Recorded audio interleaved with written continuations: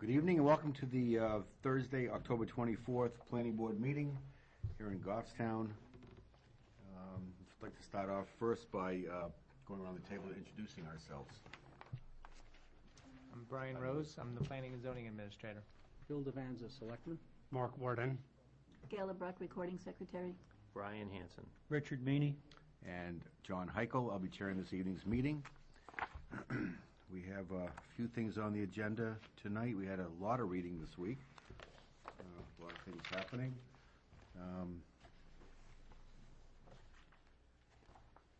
We have some old business I'd like to take up right after the minutes are approved. Motion to approve the minutes. Yes. Motion by Richard, second by Mark. Any questions, comments? All in favor say aye. Aye. Aye. Opposed? Abstained? I'll abstain. One's abstaining. 1, 2, 3, 4, 1. 4, 0, 1. 410. 4, 1, 0. No, 401. 4, 0, 1. Correct. Yeah. Thank you, Phil. Can't get a break here. Let's see. Controversy already. Right. Now, let's take up some old business. We have map 40, lots 50, 68, 69, subdivision review, hearing for a proposed lot line adjustment and re-subdivision creating one new lot, George Dick Perkins, Bog Road, zoned R1 and WSWCD, continued from the September 26th meeting. Ryan, would you like to speak on this for us, please? Yes. So this plan is a subdivision plan and lot line adjustment. The applicant's requesting approval of a lot line adjustment plan and subdivision plan that subdivides map 4, lot 69, and creates one additional developable lot proposed as map 4, lot 69-2. It also adjusts the lines between map 4, lot 68 and map 4, lot 69, such that parcel A, which is shown on the plat map, as a 15.745 acre parcel of land, becomes part of map 4, lot 68, making a total lot size of 20.025 acres for that lot, when added to the existing 4.28 acres on that lot. The remainder of map 4, lot 69 and the existing map 4, lot 50 will remain on the same deed tract. I recommend there is no regional impact with this project, and the applicant has requested a few waivers. The 3 waivers that are listed are for topography and for wetland delineation and for a drainage study. Topography and wetland delineation are only specific to that portion on map 4, lot 68. Is that right? Now, my recommendation in my report states that I don't recommend a waiver should be granted for the wetland buffers and for the, let's see, just for the wetland buffers. Basically, my recommendations is such because I just feel like if any new development or extra structures, sheds, garages, things of that nature are to be built on that new lot, that portion of the lot won't have the delineation of the wetlands, and we won't be able to know where to restrict them from placing those structures. And as this is a newly created lot because of this change, I felt that it should be something that isn't left off. I've included that. I'm still recommending approval of the subdivision for tonight's meeting, but I've included it as a condition of approval under the conditions for the approval. So this had been at a meeting of the planning board a month ago and was continued. We really didn't get into any discussion on it. We basically requested to continue it right at the beginning due to the fact that the Conservation Commission wanted to go out and do a site walk on the property. They've now done that, and they sent a memo back to us saying that they didn't see any problems with it, and they could support the project. So, that being said, there were a few engineering comments that those were available the last time, and those have been incorporated into the recommendation as conditions of approval. Same thing, well, the fire department comments really didn't necessitate approval conditions because they're statements that are already true for our development regulations. Though that was regarding the driveway, just meeting our development regulations for width because it's such a long driveway. And then making sure that the lot gets a E911 compliant address. Assessing department comments, again, that doesn't really pertain to the approval tonight. It's just a comment that they requested that the applicant provide a new current use map back to the assessing department and show the new areas that would be within the current use areas. So the recommendations on the report, my recommendation is that we determine no regional impact, that we waive development regulations sections 3C 30 for wetland delineation on map 4 lot 68, and that's for acceptance purposes only. And then make that waiver with the finding that strict conformity would pose an unnecessary hardship to the applicant, and waiver would not be contrary to the spirit and intent of the regulations or specific circumstances relative to the site plan or conditions of the land in such site plan indicate that the waiver will properly carry out the spirit and intent of the regulations. And then another waiver action regarding 3C17 for topography, and that's on map 4 lot 68, and then 2E, 2D, 3D for a drainage study, and again with those same findings for waivers that we normally go through that I just stated.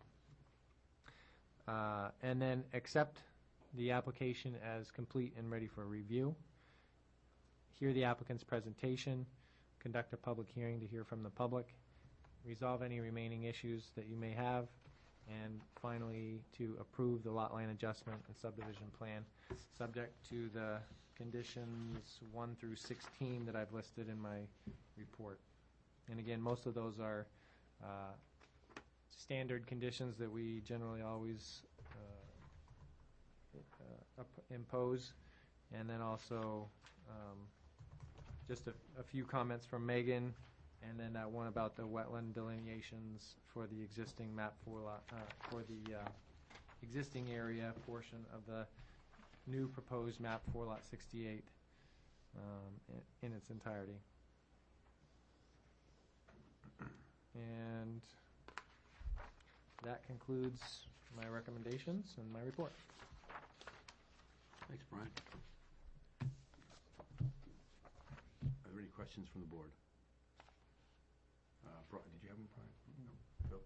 I have a question for Brian. Brian, on the memo from, or email from Gene Walker dated October 6th, it's to Patty Gale regarding the site walk. Yes. It says it's regarding subdivision map 4 lots 50, 68, and 69, which includes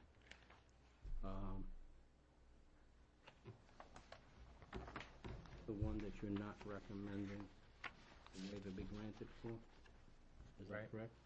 Well, yeah. When the Conservation Commission reviews, goes on a site walk, do they have the requests, or are they aware of the requests for the waivers? I would say probably not. I don't know that they would be aware of the waiver request. They did have the plan in front of them, though, and they would have seen that the lot didn't have the wetland delineations for that portion. Personal experience, having been on the Conservation Commission in the past, I remember a property we did that was similar, looking for ability to do a variety of things with the property, and I can recall going out there knowing that the property owner wanted certain things waived. I don't know about the specifics of this case, but Yeah. I know, having done a site walk with the commission, that we went out there with the knowledge that what the property owner was looking to do, if that helps. Well, thank you. Brian, did you have any discussion with the Conservation Committee about waiving this wetland delineation? I didn't discuss it with them at all, no. It's my recommendation, basically, it's not really necessarily something that I think the Conservation Commission would have a problem with either way. It's more an issue that, for my utility purposes in the future, when someone comes in to pull a permit for building on that lot, now we don't have to go and have that lot flagged for wetlands, or, we don't have to go based on some kind of assumption of where the wetlands may be, or the property owner's representation of where that is. We have a surveyed plan that shows where the wetlands are. We don't have to, tell them, okay, you got to go, hire a surveyor now to do this.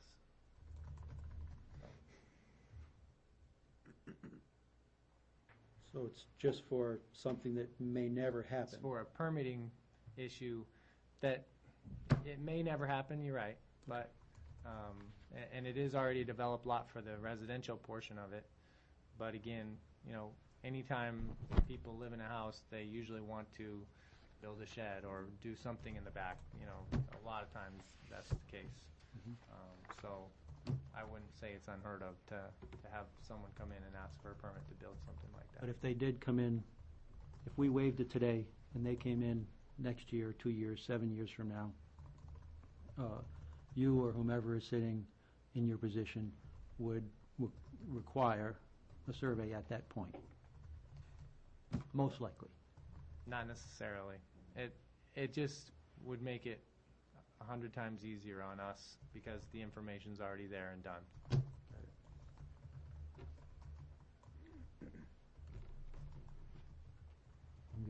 Any motions? Moving forward here. Any waivers? I'd like to make a motion that we determine that there is no regional impact. Second that motion. Which from Rich, second from Brian. Want to speak on that motion, or? Comments, questions? Let's take a vote on that. All in favor, say aye. Aye. Aye. Opposed? Abstained? 5-0.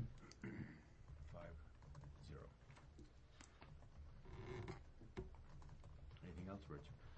I'd like to make a motion that we waive development regulations, section 3.c.30, wetland delineation on map 4, lot 68, finding that strict conformity would pose an unnecessary hardship to the applicant, and waiver would not be contrary to the spirit and intent of the regulations. Is that for acceptance purposes only? No, it's not. Second. Want to speak to that motion?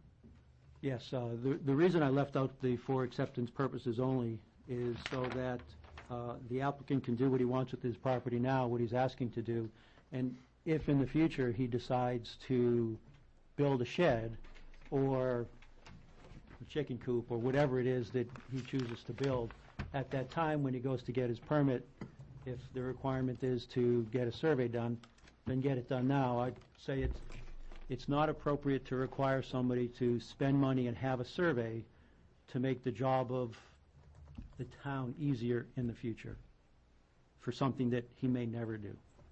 That's my rationale. Can I speak to your second one? Can I just make a comment? It is a requirement of our development regulations that this be done. So, I mean, that's.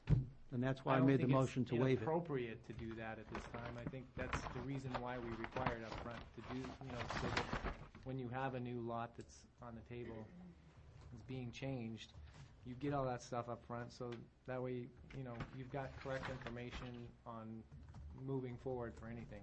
That's just my opinion.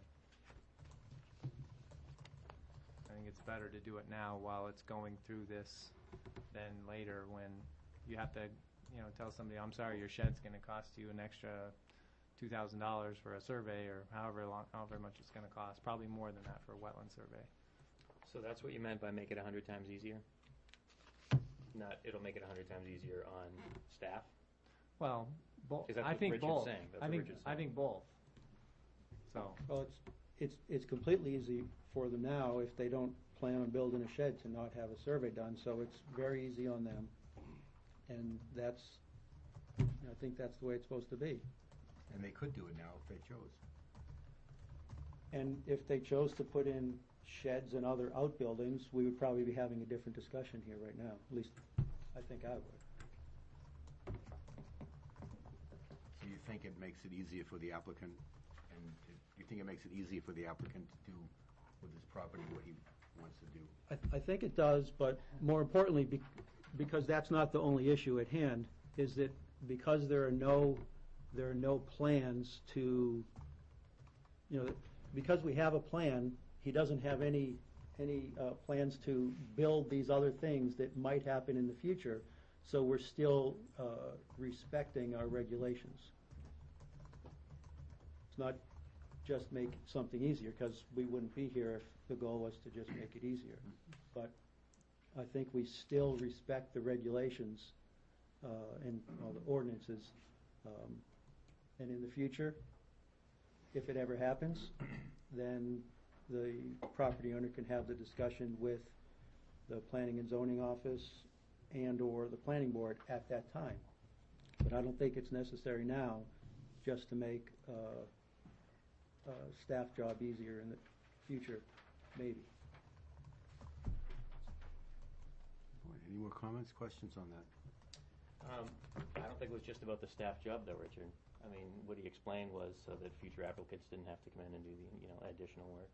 It wasn't just about staff, having an easier go at it. Well, It's whoever owns this property will have an easier go at it. I think that's what Brian's One of those saying. things where if somebody never wants to put in that shed, then they never would have to spend the thousands of dollars for a survey. So if they don't want to put in that shed, why make them pay for a survey now? If in the future they want to put in a shed, they know that they're going to have to pay the money and do the survey.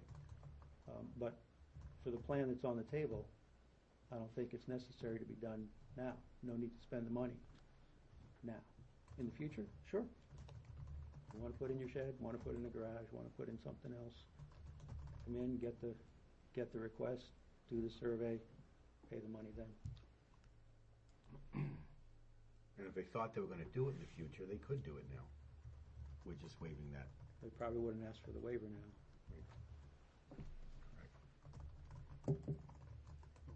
Go. Yeah, Brian, what else would be affected by that wetland delineations? What other uses of the property or whatever would be affected?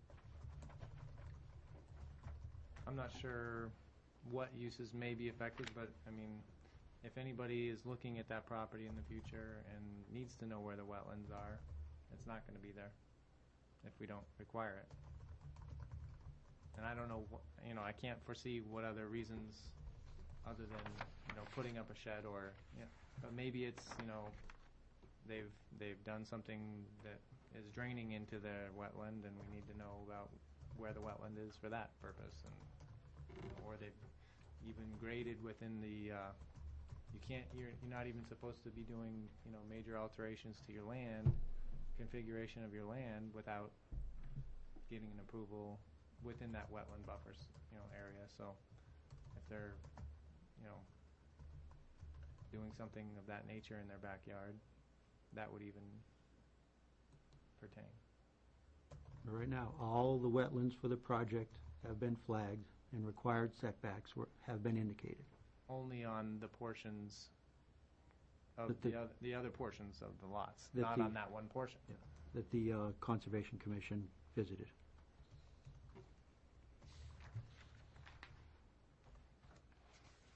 To me, it's just, I'm very confused about why, there wouldn't be a problem about mapping the wetlands on almost, 75% of that lot and leaving off the one portion. And other portions of those lots are already developed, they have houses on them, but yet this part is somehow being excluded from that. I just have a problem with telling somebody that they have to spend money to make your future job easier. And that's where it boils down to for me. Well, it's telling those people they have to adhere to the regulation. They're here because they're trying to adhere to the regulations. They're trying to have the They're trying to waive it. regulation waived. But they're not saying that we're going to be dumping things in the wetland or we're building a shed without telling you. No, but They're building according to this plan. all I'm saying is there's a reason why we asked for this, and Mhm. that's why we're asking for I it. understand. Okay, so, Mark, Phil, do you have a question? Yeah, or a person could put a shed up without even, you can put a shed up to a certain size, which does not require a building permit. Without a permit. So But they I could just put that shed up and nobody would ever know. But I still have to enforce the wetland surface water setback. So if I go and they put up a shed without a permit, and I see that it's there, and I don't know where the wetlands are, then, I have to call them up, and not only tell them, I'm sorry, you need to take this shed down or move it, and then also, and then also tell them, by the way, I need you to also get your wetlands mapped.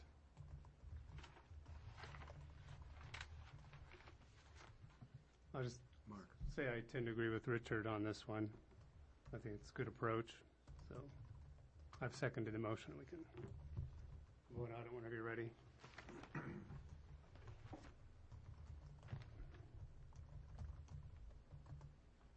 Call the question? Call the question? Take a vote on it, we're all done debating, right?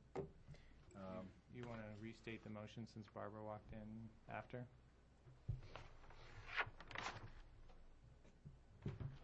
Maybe Gail can read it back. Yeah, Richard made the motion to waive the wetland delineation on map 4, lot 68. He left out that it was for acceptance purposes only, so the applicant can do what he wants to do now. And then he went on with his explanation that if he wants to do something later, the survey can be requested later. Thank you. We've done this And he before. also provided the findings. Okay with that? We're about to find out. All right, let's take a vote. All in favor, say aye. Aye. Aye. Opposed? Aye. 3-3. Doesn't pass. Another motion? Anything else? I'll make a motion to waive the regulation for acceptance purposes only, as in the wetlands delineation from map 4, lot 68, with the findings as designated in 1A and B. I'll second that. And normally, I do not like to do waivers for acceptance purposes only, because they get lost in the wash. But I'd like to see this move forward. I think it was pretty clear that this was an issue before the board when the applicant was here before. I'm a little disappointed it just wasn't addressed. And I disagree with Richard's assessment that The only reason we require regulations is for ease of staff.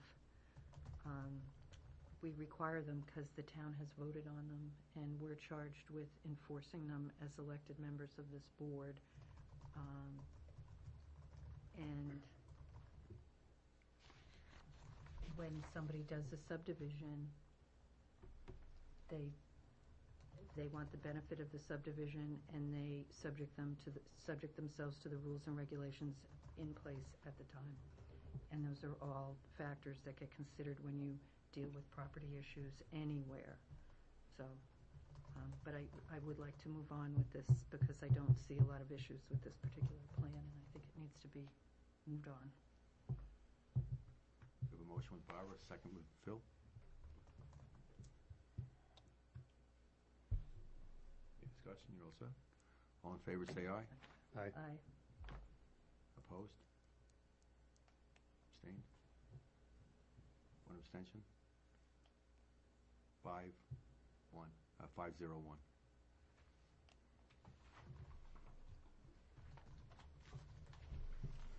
Okay.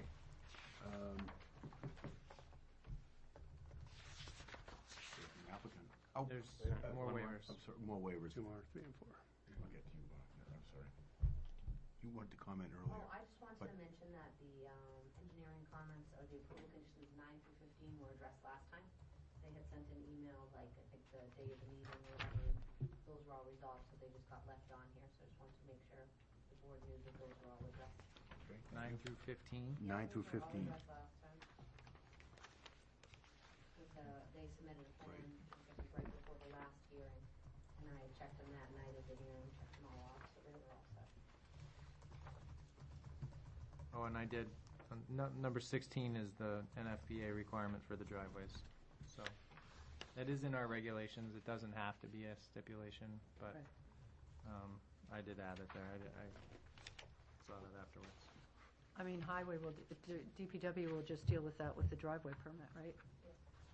So we don't need it as a It condition. doesn't have to be in there. Yeah. Any more? Well, they're asking for a waiver on topography and drainage. Has that been moved on yet No. tonight? This is where we are. I'll make a motion to waive those sections, 3C17 topography and 2E2D 3D drainage study, making the findings that strict conformity would pose an unnecessary hardship to the applicant and waiver is not contrary to the spirit. And also B applies in this particular case, in my opinion, in regards to the conditions of the land, especially since I have not waived the requirements for wetlands delineation. Second that motion? Brian, first from Barbara, second from Brian.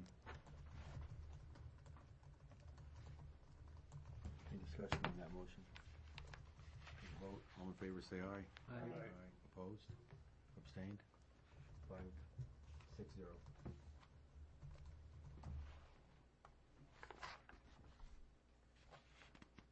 Anything else? I move that we accept that the lot line adjustment / subdivision plan is complete and ready for review. Second. Okay, motion from Brian, second from Barbara. Any questions, comments on that? Take a vote, all in favor, say aye. Aye. 5-6-0. 6-0. That's it. No more. Okay, great. Do a presentation. If you would please introduce yourself. Good evening, Mr. Chairman, members of the board. My name is Robert Todd. I'm president of Todd Land Use Consultants, LLC in New Boston. We practice in the disciplines of land surveying, forestry, wetland science, and septic system design. I was going to go through the phylometric characteristics of the subdivision, but Mr. Rose has done that very well. I don't think I need to repeat it. But what does concern me is that I've been going to planning board meetings for, let's not mention how many years. And I have never been disallowed to speak to the board about my request for waivers. And I did have some things that I wanted to say about it. but now it doesn't make any difference, so I'm going to shut up. But I am concerned about it, and I think you should reevaluate that procedure, to be quite honest with you. Every other planning board allows the applicant to make points that support his application for a request for waivers. I have with me tonight Mr. Kohler, who is a licensed certified wetland scientist, and he's going to go over the environmental aspects. I may weigh in at the end, but I don't have anything more to say about the planometrics of the application. Okay. You want to sit over here, Vic? Okay. As Bob, did you mention my name? I'm Rick Kohler. Oh, I'm sorry. No, Maybe I forgot. you probably did. Okay, I delineated the wetlands on the Perkins property, and I also was there with the Conservation Commission, and their concerns were only relative to the proposed development as part of this application, which is up here in this field area here, as well as the proposed wetland impact for the driveway. What conversations we had relative to the other wetlands was that if there was any other development at this time not proposed, it would be addressed when the permit was pulled, and anybody that was going to be constructing anything would have to adhere to regulations. And that's something that we do quite often. It's actually a large part of what I do as a wetland scientist is I provide certified plot plans to our client through the building department to make sure that the proposed structures are compliant with regulation for setbacks, not only boundary related, but of course wetland as well. So that was our reasoning for not continuing up in here, because this is where the Perkins currently reside. We're annexing this large portion of land to that, and I understand what Mr. Rose is saying in regards to that. I'm explaining why these weren't mapped up here. It just wasn't necessary. There's no proposed additional development in this region here. All of the structures that currently exist support Dick's current agricultural operations of haying the fields and maintaining the fields. And the only proposed construction is going to be this house site here on the 12-acre portion to come off. So that's simply the reason that these aren't delineated. So I apologize it took up your time and discussion, but that's why they weren't. So anyway, I'm going to start off with the wetlands in general. All of these wetlands on the Perkins property are contiguous with wetlands further upslope, Leech Hill. It's the watershed from that, down across Lesnick Road, if you're familiar with that area, and across Evergreen. And ultimately, they come down on the Perkins property, which is relatively flat, as indicated by the lack of topography on it. There's not too many topo lines. This is the southern boundary of the parent parcel. Obviously, the entire parcel is illustrated here in lime green, as well as the new proposed lines. This is what's known as the cottage lot. This came off a few years ago. The wetlands, like I said, come in the southerly boundary. Here to the west, it's a narrow choke point, rather a steep ravine, and there's a little bit of stream flow right in here, a scour channel. Over here to the east, it's very broad, palustrian forested wetland. They flow northerly on either side of this drumlin. Actually, it's not a drumlin. We determined that to be a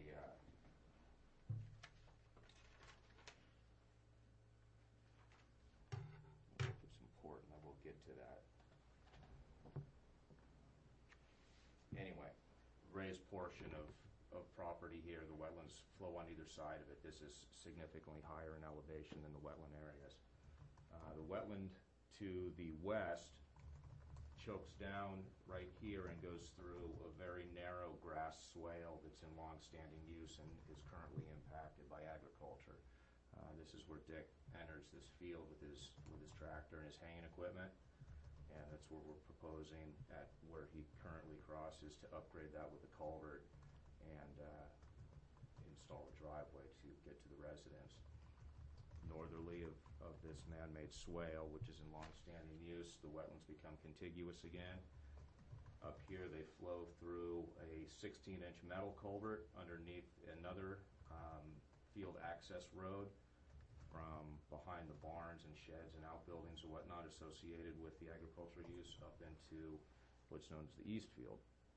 And then from there, they flow across onto Lot 68 and then continue northerly and off property altogether. One little isolated pocket of wetland over here adjacent Bog Road, and another little isolated pocket of wetland over here to the east on the eastern boundary. So that's pretty much the layout of the wetlands. The crossing. As I just mentioned, the area of the proposed impact is coincidental with an agricultural crossing, also in longstanding use through a channelized section of the wetland in the hayfield. The topography in this area is quite flat, and there's little to no flow through the swale. During the spring thaw and the early part of the growing season and the rainy season, and depending on storm events, the water simply inundates the swale and then infiltrates back in. There really is no flow whatsoever. That was our reasoning for requesting the waiver for the drainage study, because as part of this proposal and the impact by installing a driveway, there's no potential off-site drainage increase from the property and none whatsoever from that proposed impact. So we requested a waiver for a drainage study based on that. The sizing of the culvert, that was determined using the TR55 tabular method for peak flow for a 50-year storm frequency, 24-hour duration, and then we oversized the culvert by 7%, and that was just to get to a standard size culvert, which is 24 inches. The actual effective flow area would have been less than 24 inches, but it wouldn't have made sense to go smaller. And further to support the sizing of this culvert, as I mentioned, this one over here, which is taking quite a bit more water from not only this portion of the wetland system, but this one as well, has never been over top. This road has never been over top. This culvert's never been overwhelmed. Again, that has to do with the topography. The volume of water is not significant, and the velocity is not there due to the lack of slope. Okay, the driveway, that's designed obviously to come off from Bog Road at this designated point right here with the 50-foot frontage. It will rise, actually it declines initially off from the road. Again, that precludes any water from flowing onto Bog Road and creating a nuisance to the town or neighbors or anything negative of that nature. So it declines off at a -3% grade, and then it's more or less level all the way to the crossing, where it then begins to rise at, goes up again at about 2% grade, all the way through the bend. And let me turn to a more detailed drawing of that driveway.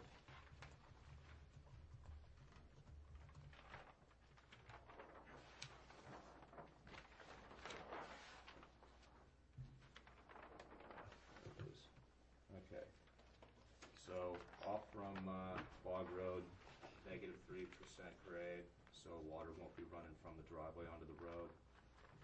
Level through here, it begins to rise at 2% over.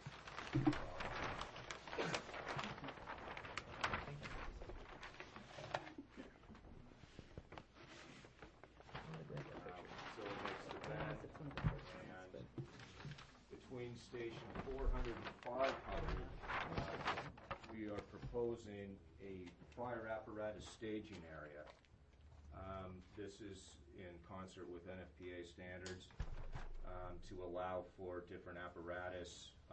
If you have an engine and a squad and a pump truck, this allows vehicles to stage here so others can come by or come out of the turning area here.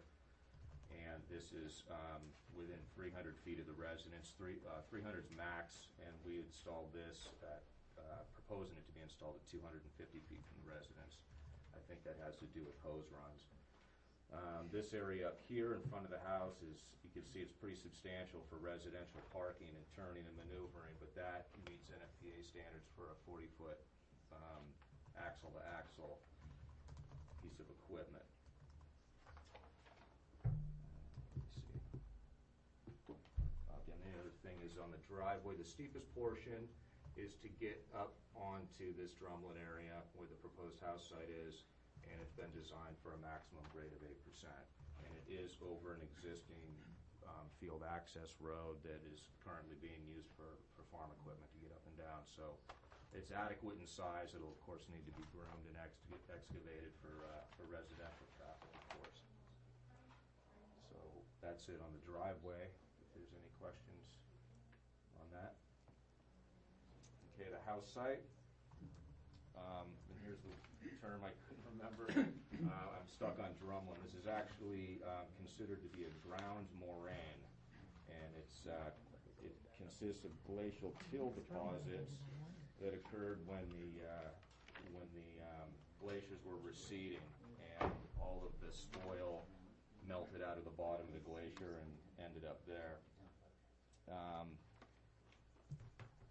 The soils in this area were mapped to be schituate, fine sandy loam, but test pit results that I performed myself indicated that it's more live sand. I dug down to a depth of 5 feet and found nothing but coarse live sand in that area, which is quite suitable for development. It's very well drained and more than adequate to place a septic.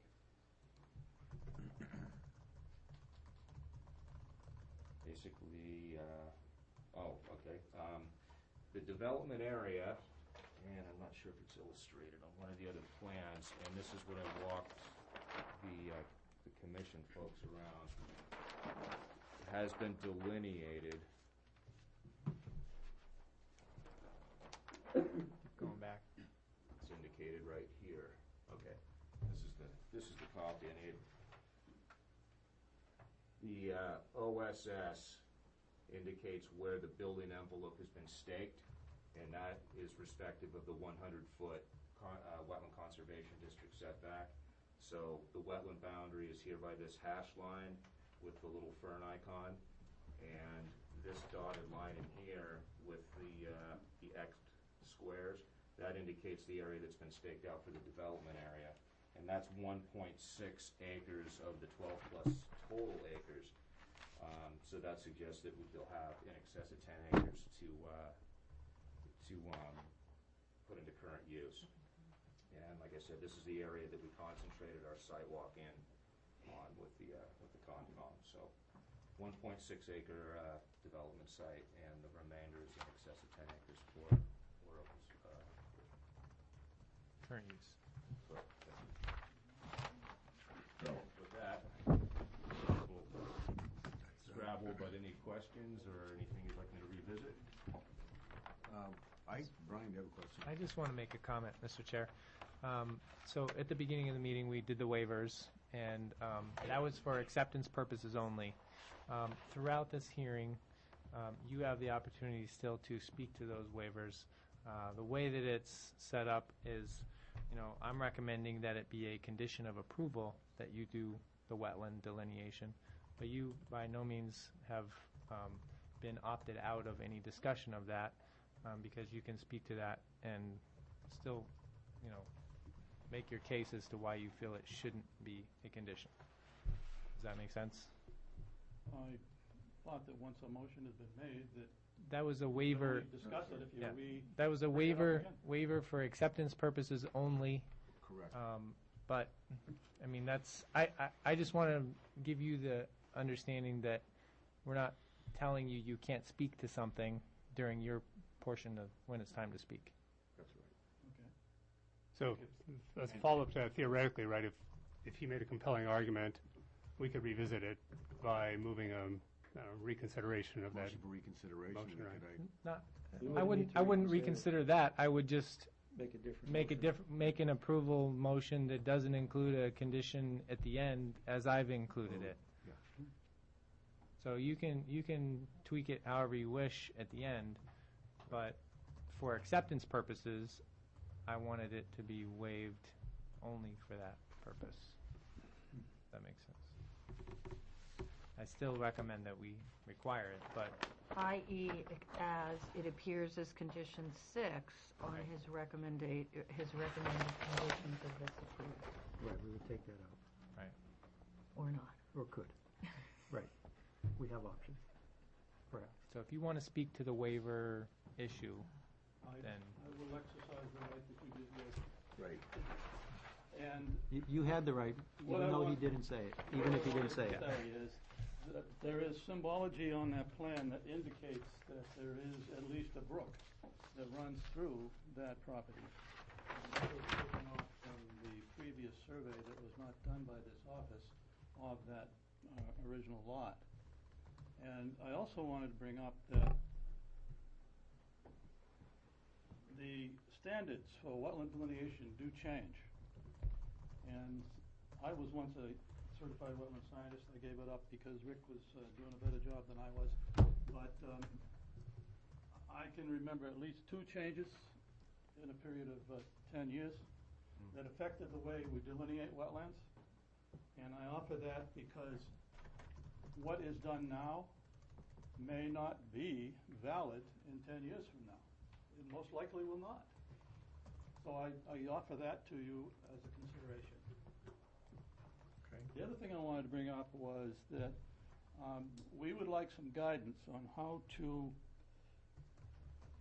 conform to the process of providing maintenance easements at the bridge. I'm not sure who takes the initiative on writing up the document and make the dedication, or how that's done. Can anybody help me with that? Maybe Megan's I'm trying to remember. So I only sent you dimensions when I was emailing Yes. Jane from your office? Yes, she Okay, put I them was on. yeah, I was trying to remember what I had sent her. Yeah, I probably have, I'm sure I have some easements that can be modified. I have typical drainage easements. I can't think if I have any bridge ones, that we could modify and share with you. So you will take the initiative and deliver it to the applicant? Yeah, I or can the email it, sign? yeah. Yeah, I'll email it to us. Okay, that's simple. I don't have anything more to add. You?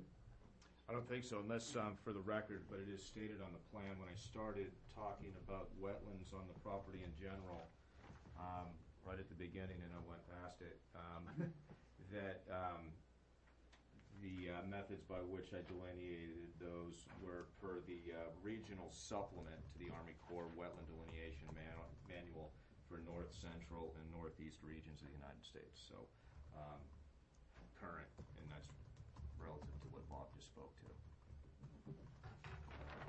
Is that note 9? Because that's not exactly what. Trust you on that one. Because it's not exactly what note 9 says. Okay. There's something- Wetlands, yeah. Didn't you say supplement?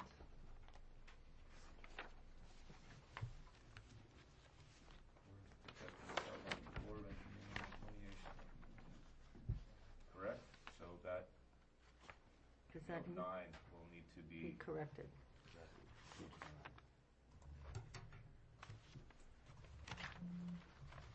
nice catch.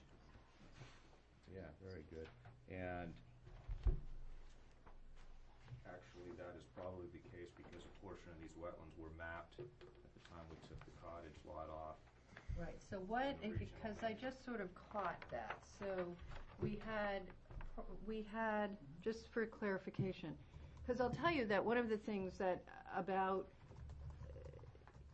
468 on this, which sort of defied, was that the water goes somewhere, but according to this, it goes nowhere. And I personally have always been impressed that Bog Road manages to stay above water with all the water that comes down the hill, across Lesnick, underneath and out. So you know, the engineering piece of this I certainly get, but I need to tell you, to look at this and to see not even apparently a previous plan that showed the brook going across on 468 it's really sort of annoying, because the reality is if somebody came in and said, here's my here's my plan, and you didn't you took off the adjoining piece, because there's no requirement when you come in with your plot plan to have the adjoining parcel with it. If you had never been on Bog Road, you would have no idea there was any water on that lot. And so when exactly were all of these mapped at the same time, or that note refers to when the cottage lot was done, so then the rest of this was done according to the supplement manual, the supplemental? No, all of the wetlands were revisited and redelineated currently under these standards. The note 9, I believe, is relative to... Oh, the note was left, it's not the mapping, it's the note, okay. No, the entire... No, when I go back and revisit a piece, I have to bring all associated wetlands up, you know, make sure that they're mapped to current regulations, current standards. So the note is reflecting, I'm sorry I wasn't clear about that, the note is reflecting, I'm guessing, because at that time when I mapped it. Right, no, that's okay, I mean, you'll get it straightened out, but it does sort of, so all of these wetlands were done at the same time, we just have to get it in sync with the note. Yep, exactly. Okay, excellent, thank you. I have a question. You said you have to map all the associated wetlands. Right. Could you explain to me why this isn't an associated wetland on the existing area? Well, You didn't? that's what I spoke to in my opening, was that because this lot has been developed, there was no proposed change of use for this portion of it, and there was no proposed additional structures to be built, any development of any kind on their lot. I understand, but it's still noted right there in the map lot number. It's map 4, lot 68. There you go. So that makes it an associated parcel, I'd say. Yeah. Wouldn't you? Yeah. Okay. So there you go. So the associated parcels have to be mapped, but it's not, just so we're clear. Okay. And we know where all the water goes.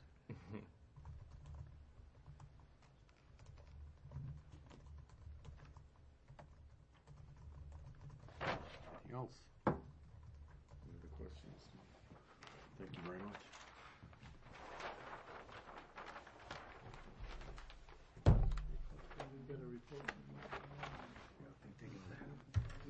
Well, they're gonna act on it.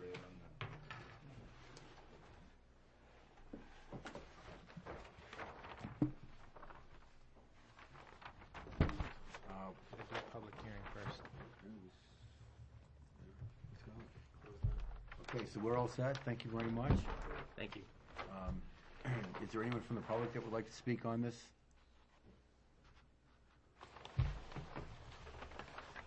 Okay, nobody from the public. We'll close that public hearing. Thank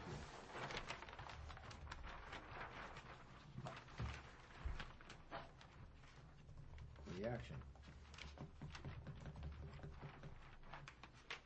Mr. Chairman, at this time, if I wanted to make a motion similar to the one I made before, would I incorporate it into the main motion, or would I make it a separate motion? Or do you care? Separate motion, Why don't you probably. just make a motion with conditions accept 6 and see if it flies, and then... That's sort of what I'm asking. To just tie the whole thing in. Okay, so the latter, got it, okay. I'd like to make a motion if it's acceptable. I'd like to make a motion that we approve the lot line adjustment subdivision plan subject to conditions 1 through 5 and 7 through 15 as presented by the planning and zoning officer. Megan, just as a note, had note We as don't stated need that 9 we don't to need 15. 9 through 15, and I had Sweet. actually stated that We we need 16. really don't need 16 either. Okay, so we're talking about 1 through 5 and 7 and 8? Right. I'll amend my motion as such. I'll second that. I had a comment.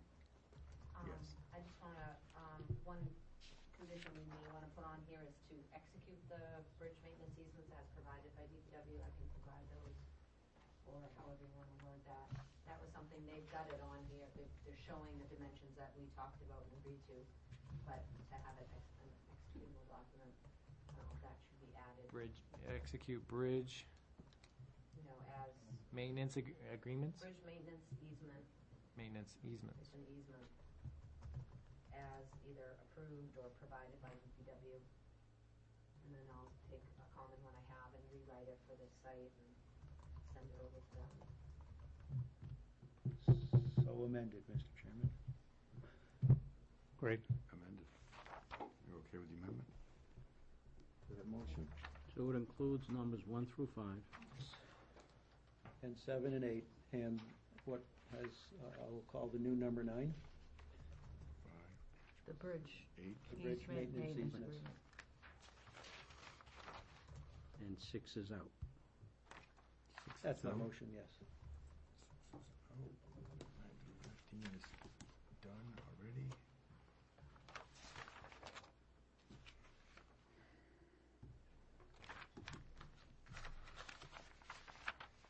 Any more comments on that motion? Any questions? Rich? Obviously, I was satisfied prior to the explanation by the applicant, and if possible, I am more satisfied after the explanations by Mr. Todd and Mr. Kohler, that it's not necessary, and if we were to make it necessary, we'd be saying, spend money now, and then if you decide to do something in the future, because those regulations could change, spend money in the future. Just don't think it's in the spirit and the intent of the regulations. Anyone else? Take a vote. All in favor, say aye. Aye. Aye. Opposed? That's 3-3. Doesn't pass. I'll make a motion to approve the lot line adjustment subdivision plan, subject to conditions of approval 1 through 8, as noted in the planning administrator's report, and condition 9 in regards to the implementation and signing of a bridge maintenance easement with the applicant with DPW. I'll second that. Motion from Barbara, second from Phil. Any questions, comments? All in favor, say aye. Aye. All opposed? Mark's opposed? Rich, I didn't hear you vote. I'm opposed. You're opposed? And I'm opposed. 3-3. Motion fails. Any other motion?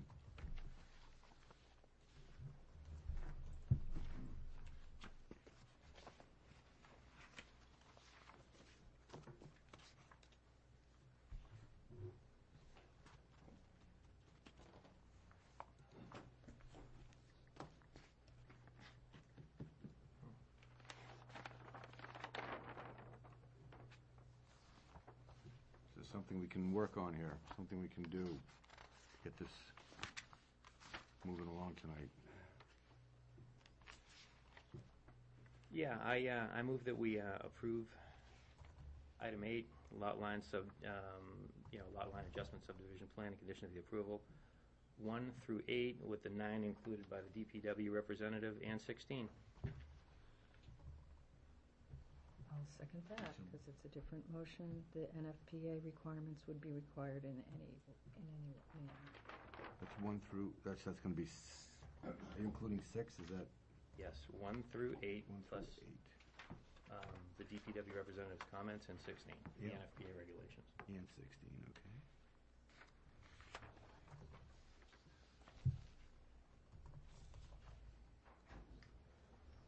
I have a question for discussion.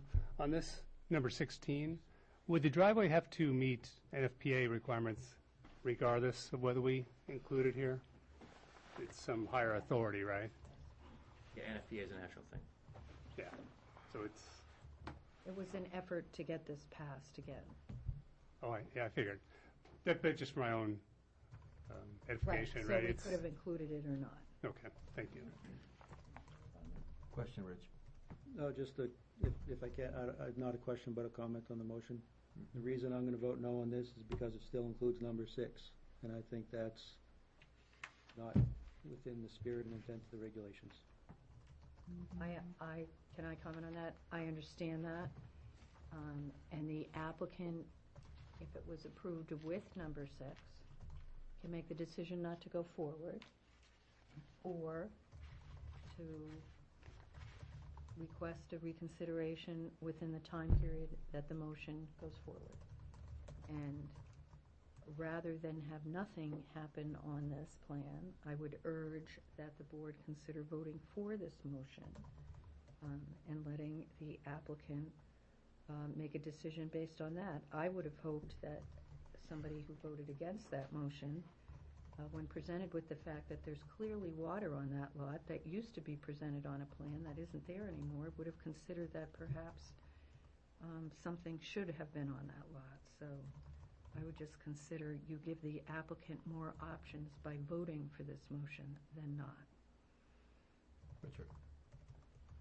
And I will vote no on this motion so that I can make a different motion. Okay. Any other comments? What's that? And I would like to also announce, Chris Nato just made it with us, but he is not eligible to vote because the motion was made before he came in. Apologize for being late. No problem. Thank you for coming. Mr. Chairman, may I ask a Yes, sir. I was wondering if Brian had received the report from the fire department about the driveway. 'Cause we did visit with him, we expected that he was going to write a note saying that he either was in favor of it or was not. Did he prove it? I did not receive a note from the fire department. Either way, that condition really only reflects a requirement that's already in our development regulations. It's nothing in addition to what you would be otherwise required to do anyway. Right. It's sort of an administrative ploy, It's, it's just but necessary. almost a reminder than You will anything else. Do it again. Thank you. Vote. All in favor of this motion, say aye. Aye. All opposed? No. No. 1, 2, 3. 3, 3. Okay. What are we gonna do? Let's make another motion. Can we get this moving along, Brad? Sure, I'll make a motion. I move that we approve the lot line adjustment subdivision plan subject to conditions 1 through 5, 7, 8, and the new number 9, which is the one for the maintenance easements, and that we add back number 16 so that the applicant can build what they need to build. That was the motion that he just made. No, he did not. Added 6. He It did is not without include, I 6. would have voted for it if he had made that motion. Let's go through the exercise again. Adding You back made a motion. 16, adding back 16. Oh, Take It's 1 through 9 plus 16 minus number 6. 6. minus number, okay, never mind. This is my motion minus 6. I understand. Yeah. Okay. Is this math Sorry. class? I would love to, but we're in, I think I can make an offer here that would get rid of this motion. I would appreciate that, but we have a motion on the table, and we're in the voting mode, and I would, and I really, I want to respect your, do we have a second on Richard's motion? Second. Mark seconded.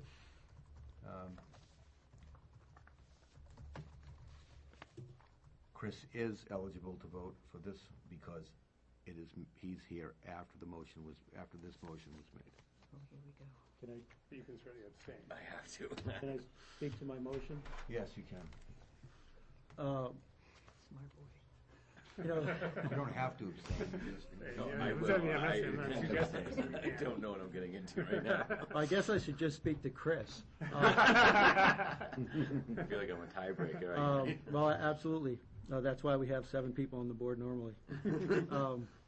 But the goal here is to give the applicant the opportunity to not spend thousands of dollars on wetlands delineation that is unnecessary at this time. By asking or telling the applicant that he must do this if he wants to use his property as presented, we're saying you have to spend thousands of dollars right now, And in the future, you're probably going to have to spend those thousands of dollars again when we change the wetlands regulations. So I make this motion so that he can spend those thousands of dollars in the future and not now. Phil? For Chris's sake, what is also part that had come out was the one lot that we seem to have the sticking issue that has no wetlands delineation, has a stream running through it, but it's not depicted on the plan. It used to be at one point in time. At some point, it's been taken off. And the applicant has stated that that was, what was the words used? It was a requirement for the plan that he was supposed to do. That the 4 lots that are applicable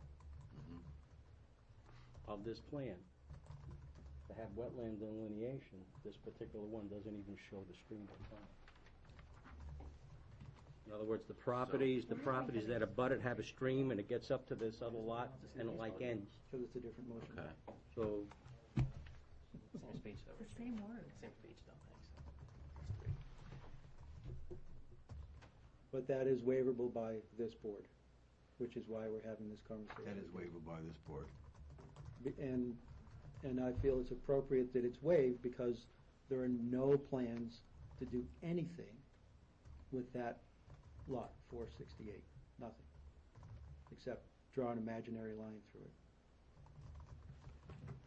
Yeah, of course there are plans to do something with it. That's why they made an application. That's what precedes a plan, and that's why that lot is listed right there in that plan. You can't have it both ways. They're not building anything. They're not building anything there. But it's not about what they're building on that lot. It's about what's abutting it and what's applied for here. It's on the front of the application. Can I make a motion to end discussion on this matter and call for a vote, please? We have a motion, we have a discussion, we have a second.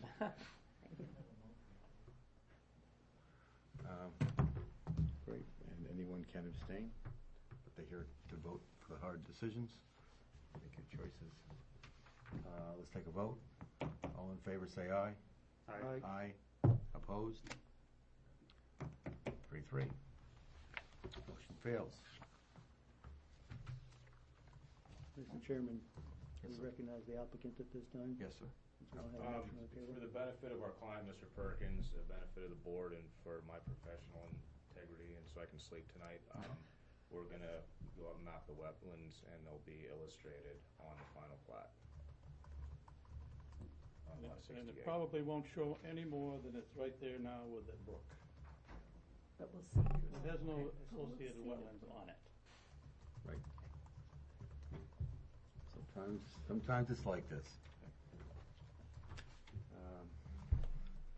Do another motion. Yeah, I move to revisit my motion to approve the lot line adjustment subdivision subdivision plan with numbers 1 through 8. The 9 was put forward by the representative from the DPW, and number 16. Second. Motion from Brian, second from Barbara. Want to speak on that motion? Any questions, comments? Could you just repeat that, just go one more time, slowly? What are we adding? We're not adding anything, we're motion including to one. reconsider. It's a motion to reconsider. It's been seconded. It's a motion to It's a motion to reconsider. reconsider. Motion from before that I The made. motion that you To made from revisit. before to Yes, reconsider. please reconsider. And it was seconded. Can you reconsider a motion not being on the prevailing side? Well, is this a motion to reconsider, or are we just redoing that motion the second time around? Let me move to reconsider, so we don't have to make it look like it was two different motions, so it was redundant. So let's move to reconsider, and then we can move if we actually agree that we can reconsider. If everybody says yes, then I will go ahead and make the motion. I follow you now. Okay, great. Okay. We don't follow Robert's rules. You can call for a vote Right. So what's the motion on the table? to reconsider. To reconsider Reconsider the motion of Brian's 1 motion. through 9 plus 16, or just 1 through 9? 1 through 9 plus 16. Just make it And then, sure for sake of clarity, if we vote yes to reconsider them, that same motion is going to come up again Immediately. On this. immediately. Perfect. I'm clear. Okay, all in favor of voting to reconsider, say aye. Aye. Aye. I have to Opposed? abstain. Aye. Unanimous? Okay. Six With an zero. abstention. With an abstention, yes. And I'm 6-0 with an abstention, yes. Mr. Chairman, I move that we approve the lot line subdivision plan subject to the conditions of approval 1 through 8, including number 9, as proposed by the DPW representative. That's it. I will second that motion. Okay, any comments? Questions on that? Let's take a vote. All in favor, say aye. Aye. Aye. Opposed? Abstain? Abstain. Abstain. 502. Thank you for your help with that. Thank you. Thank you for your work. Thank you. Sounds like the Senate, doesn't it? We're not all millionaires, though. Yeah, but we get something done here, though. That's We the don't have difference. Harry Reid. With a good chance of being We reelected. votes all the time. That was the first time we ever. That was good. It never happens. Yeah, Could have gone here sooner. It's like a Brady Bunch in here most of the time. that's right. We're not here to get along, we're here to do Minor did it. work for the people. Yeah, government isn't about getting along. Right. My wetlands designer. All right, let's move on. Let's do it. Okay. It was great. Yeah, I wish I See, had gone here for it. Yeah, nice colorful maps and everything. No, one thing that was Okay, we're on certified sites? Certified sites, let me get my, Brian, no, do you have a packet and things for me? Everything I have is at home. Yeah, I'll share mine with you. Okay, thanks. You move the coffee, yeah. There's a bunch of stuff. You got extra? This is, might be everything. Yeah. Are we gonna do the Don and Bernard? we could do it, Donna, yeah. Oh, I'm sorry. For the revised agenda? He's already sitting down. No, We, there's somebody else, go right ahead. well, we've got, we've got something real quick. We've got an applicant for, got an applicant, Donna Pinard, volunteering to be appointed as an alternate to the planning board.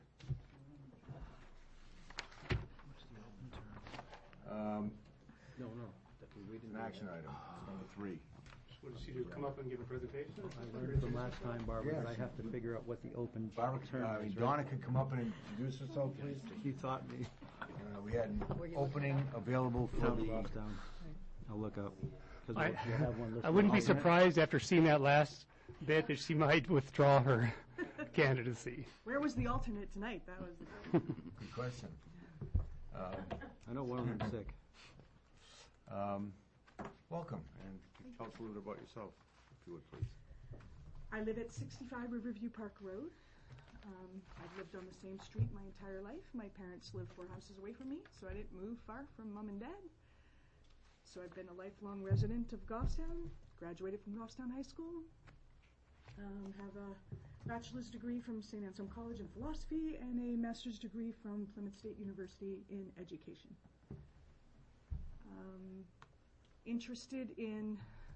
Got involved with the Plan Pinardville since I'm in the Pinardville area. So when the position opened up, I thought I'd be interested in learning more and being part of the decision-making process for citizens in this town to have access to using their property. Very nice. Welcome. And so we've all read the volunteer application form, I assume it's in the packet.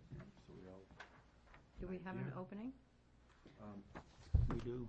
We do have an opening. There is an opening, in fact, you should actually also have some paperwork in your folder there that was drawn up in case you do vote. Oh, as in the chair, not us. Right, I'm We need sorry, to sign. Yes. that you can all sign. Is it, you have it there? We'll pass it around and we'll sign in the round spot, and we'll pass it around again, and we'll miss the spot again.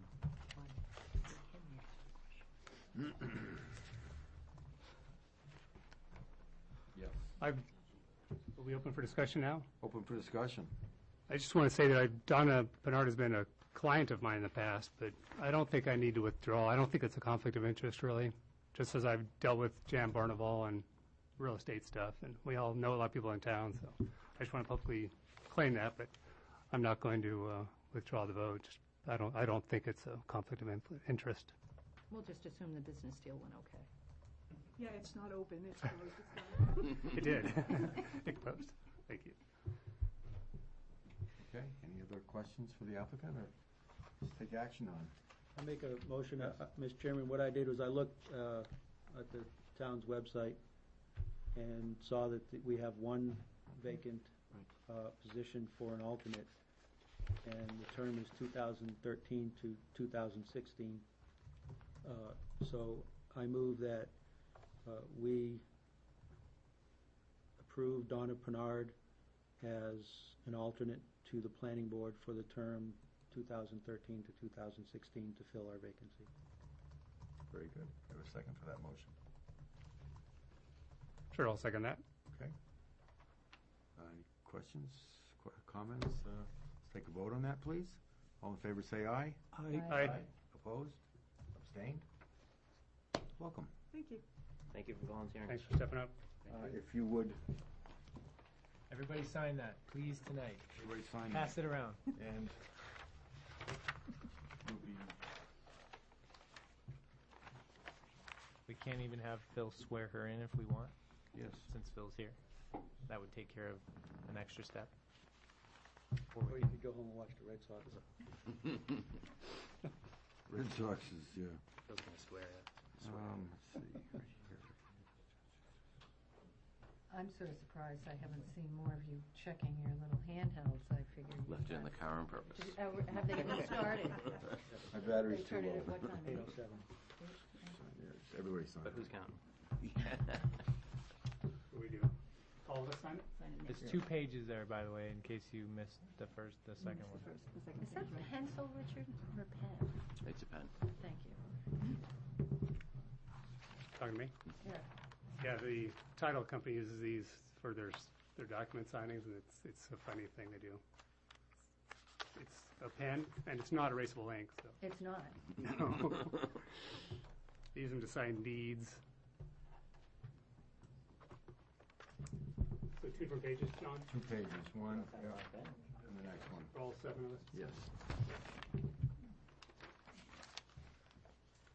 And if you'd like, after you're sworn in, you're certainly welcome to join us and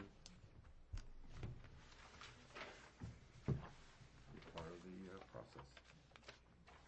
2 pages in a row there.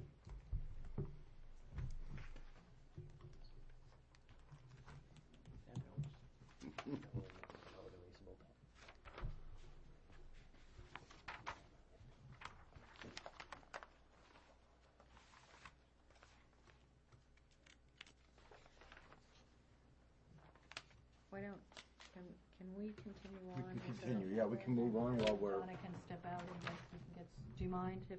Not at all. Because everybody's wired enough here tonight, and I'm figuring the If more I anyone- can right. keep them moving, the chances are we'll try to keep things. Thank you, Barbara. Understand? See what's, I think this is Now we're yours. on certified sites. Or is this yours? It might go in the packet, in the Back to John.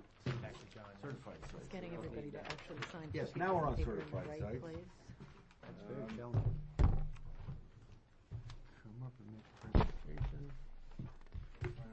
Just keep passing that around. If it's all right with You're the gonna chair, I use do that? have a presentation. It's only got about 60 or 62 slides to it, so it should be, Very nice, it should be Derek. real quick. Should be out by 7th inning. By 7th, 8th inning, when Okay. when it's getting All interesting. right. No, I gotta go swear in. Yeah, we can have- Oh, those guys didn't sign yet. Do you want all of them? Oh, we need to- Yeah, okay. Kevin, I printed it out, and I didn't bring it. Okay. That sheet I'm checking on my 4 is enough. computer, just to make it Oh, I didn't turn it on, Instead I'm of sorry. done it.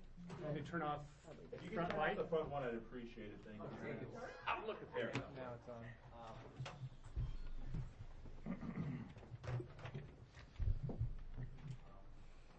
While that's warming up, I think it'd probably benefit, you're a new alternate member. Just wait a second.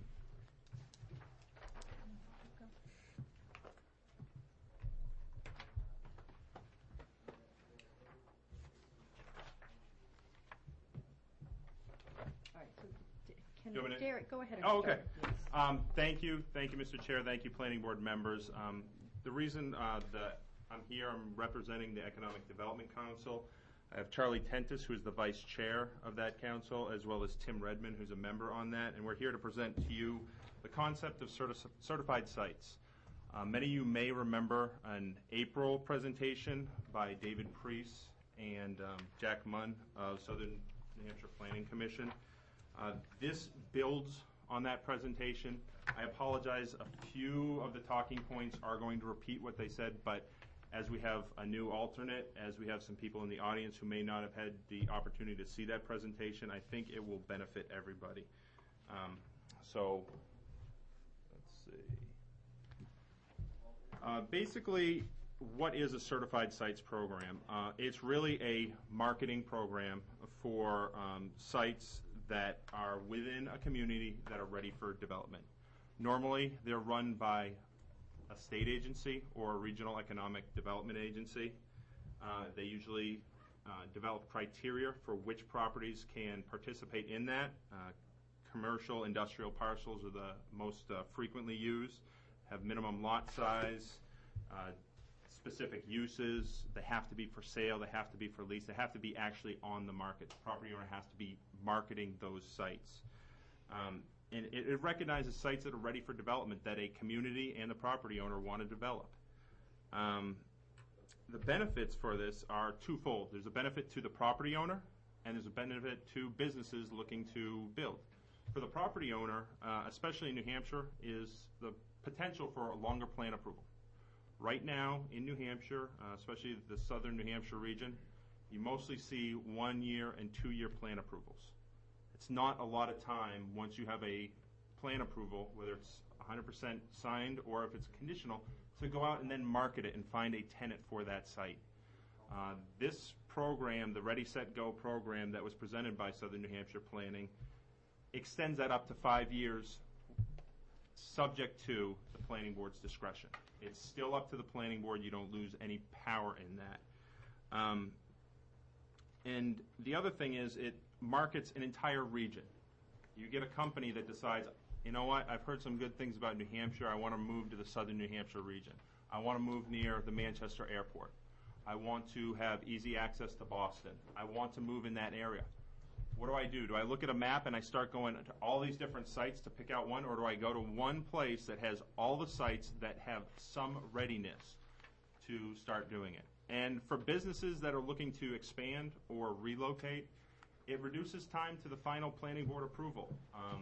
Whether it's a level 1, 2, or 3, and I'll talk about that in a little bit, it already has some planning board approval, whether it's conceptual or full site plan approval, just looking for a tenant. For businesses, there's less uncertainty. There's less upfront costs for their development. And I know at the April meeting, Brian Hansen asked the question, does this affect your speed to market? It absolutely increases that for those properties. So if you're a business and you pick out one of these, they've already done work. They've already appeared before the planning board. They've already gotten, again, some level of approval. And if you look around the nation, those dark-colored states are states where there is either a state-run program or it's administered by a regional economic development organization. One good example of a regional one is down in, the Tennessee Valley Authority Economic Development region. That is Kentucky, Tennessee, that's where Volkswagen is, that's where Tennessee is. Are we looking that grand? Maybe not, but again, they have mega sites down there, thousands and thousands of acres that they're looking to develop, and they group them all together and work together in a region. So I guess the next question is, how does this come to Goffstown? Every spring, the Board of Selectmen, after town meeting, develops their goals for the year. And this year, the Board of Selectmen, one of their goals was focus on economic development. They really wanted to develop a plan to retain, expand, and attract commercial industrial development. For what purpose? To lessen the burden on residential taxpayers. So this is the same time where April, Certified Sites comes in with Jack Munn and David Priest to present to you. The night prior to that, they presented to Economic Development Council, which is that economic development arm of the Board of Selectmen. It's an appointed board by the Board of Selectmen. And they took this on as a pet project to take it from concept of, okay, what are the benefits of this, to a concrete example of what it can be. And I think that's what we've tried to do, and you have in your packets tonight, is the concrete example of a starting point of what you could potentially do. These are draft regulations that would be an amendment to the development regulations. There is no change to zoning. There is no change to zoning. It does not change any of that. It provides an opportunity for businesses to take advantage of this regional marketing program. And the way we went through this is we worked with Tony Martz, who is involved with Southern New Hampshire Planning Commission and Access Greater Manchester, and he had been working with a working group of lawyers and planners in Southern New Hampshire Planning Commission and Access Greater Manchester. And what they did is they developed regulations. And Tony took it a step further and crafted them where they could dovetail in with the existing development regulations. We met with him to discuss those. We tweaked them. We sent them to the town attorney to say, are these legal? Because I know at the April meeting, Richard Meany, you asked a question, can this be done under current state statute? Yes, it can. Our attorneys reviewed it. He's made a few changes, and in August, the EDC voted unanimously to present this concept and these draft regulations so we can start highlighting commercial and industrial properties in Goffstown as well as the region, so we can start doing that. Now, if you will turn to what is labeled as page 40, which would be section 7, and I don't know. Here's Thank you. Yep. It's actually section 8. I'm sorry, section 8, but it's on page 40. We talk about how does it work on these draft regulations. There's really 3 levels of certification. The first level is non-binding design review. It is something that's authorized under the land use statute that the planning board you do not currently use. What I would equate that to is it is a conceptual review that requires a butter notification, and it has additional engineering. So you're not looking at back of the napkin as much. You have general dimensions, existing proposed structures, types of uses, those kind of things. You also need a planning board certification of zoning and uses, because again, this is not change zoning. What does the zoning allow for uses at that site? Participation in the Certified Sites program. The regional marketing program would be run by Southern New Hampshire Planning Commission. They would be the ones that would run this. So they have to, once somebody's in this, they would continue to participate that, and an annual report presentation to the planning board. Now, what that says to a business outside the region or a business inside the region looking to expand is, this is a site that has conceptually design review gone before the planning board and gotten some feedback, and this is what they're looking for. But you still need to go back for site plan review. You still need to meet these requirements. So that's why it's only a level 1. Level 2 is the same exact requirements, except it has a coordinated development plan. Again, more engineering to say exactly what is going to be on that site. Is it single person owned? Is it multi-owned? What's the phasing involved? But again, got to come back to planning board for that site plan approval. The other thing level 2 has for the first time that we have not seen here in Goffstown is a development agreement. It is a legally binding document that some other municipalities in the state use to bind developers to the promises that they make during those public meetings. A lot of times, we as staff are forced to pour through minutes and try and decipher what this decision was, and we go by the notice of decision. And as much as you can get conditions of, well, what color is the paint? What type of architecture is it? What is the phasing? What comes first? Is it this store, then this store? What is it? That's what the development agreement presents. And then finally, you've got the last, which is level 3. That is site plan approval on at least one of the sites or one of the phases, and a site ready for construction. It's either shovel-ready, you've got a pad there, or you have utilities committed. You have a sewer hookup, you have your electrical hookup, you've got all your utilities ready. So, these are the three levels that fit in with Southern New Hampshire Planning Commission's program. And then the only other consideration that we really worked a long time on, and we talked with, again, the town attorney on, is the definition of active and substantial development, which you'll find on page 52. This is the first time where traditionally active and substantial development has required a cost of $25,000 on the site. After you have your conditional approval, you go out and you start doing site work before you're even vested. Before you lock this in, you've got to go spend $25,000. That does not include your engineering. That does not include your wetland scientists. That does not include your state permitting. The idea of this program now is the planning board has the ability, but still the discretion whether or not to do it. But they have the ability to now include those soft costs of engineering, any permitting, to count towards that active and substantial development. But you have to continue to participate in the Certified Sites program. It's a trade-off. If you want to include those soft costs, you have to be part of this program and continue to market as a region.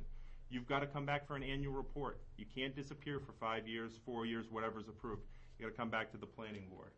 And then the feedback that we did get from the town attorney was specifically you do need to do some work on the site, and that's where we have setting the bounds and where feasible, start laying out what you're proposing. And again, for level 2 and 3 sites, this could vest a project. A project comes in if they get and go through the process, and that's really what they look like a lot of, there's a lot of words in that document for that proposed amendment, and that's because the Economic Development Council really wanted to lay the process out from start to finish in your development regs. And one of the things about being in the development regs, and I know this got asked at April as well, was why the development regs? Why not zoning? Why don't you change state statute? Well, state statute is hard to change. Zoning, you get one crack at it once a year. Planning board development regulations, you could notice for a public hearing right now and change them in a month. You change something, you don't like it, change it again. Change it again. It gives you that flexibility that you need, because this is a new concept in New Hampshire to go along with this. So that's really all I have for a presentation. Like I said, Tim and Charlie are here to answer any questions you might have about our thought process going through it, and why we went down this path. And we hope the planning board can use the draft regulations as a starting point. And if you don't like them, Wyndham has a set that they've adopted. We can get you those. But we think this is a very important project for not only Goffstown, but for the region to start highlighting the commercial industrial lots that are ready for development. I have a couple questions. Is this a mandatory program the property owners must be involved in? Absolutely not. This is an optional program that if a property owner wants to participate, they can, but it's not a requirement. Will this affect zoning regulations? No. Are there any lots currently in town that are up to snuff here that meet these minimum requirements? The minimum requirements that Southern New Hampshire Planning presented in April are 1 acre lots, commercial industrial use, with the ability to hook up to utilities. We do have some conditionally approved site plans in town that may be able to do this. But again, if the property owner doesn't want to participate, doesn't want to do this, they don't have to. What's the cost to an applicant to be part of this? I think I read somewhere they have to pay dues or pay a fee to when they submit the application.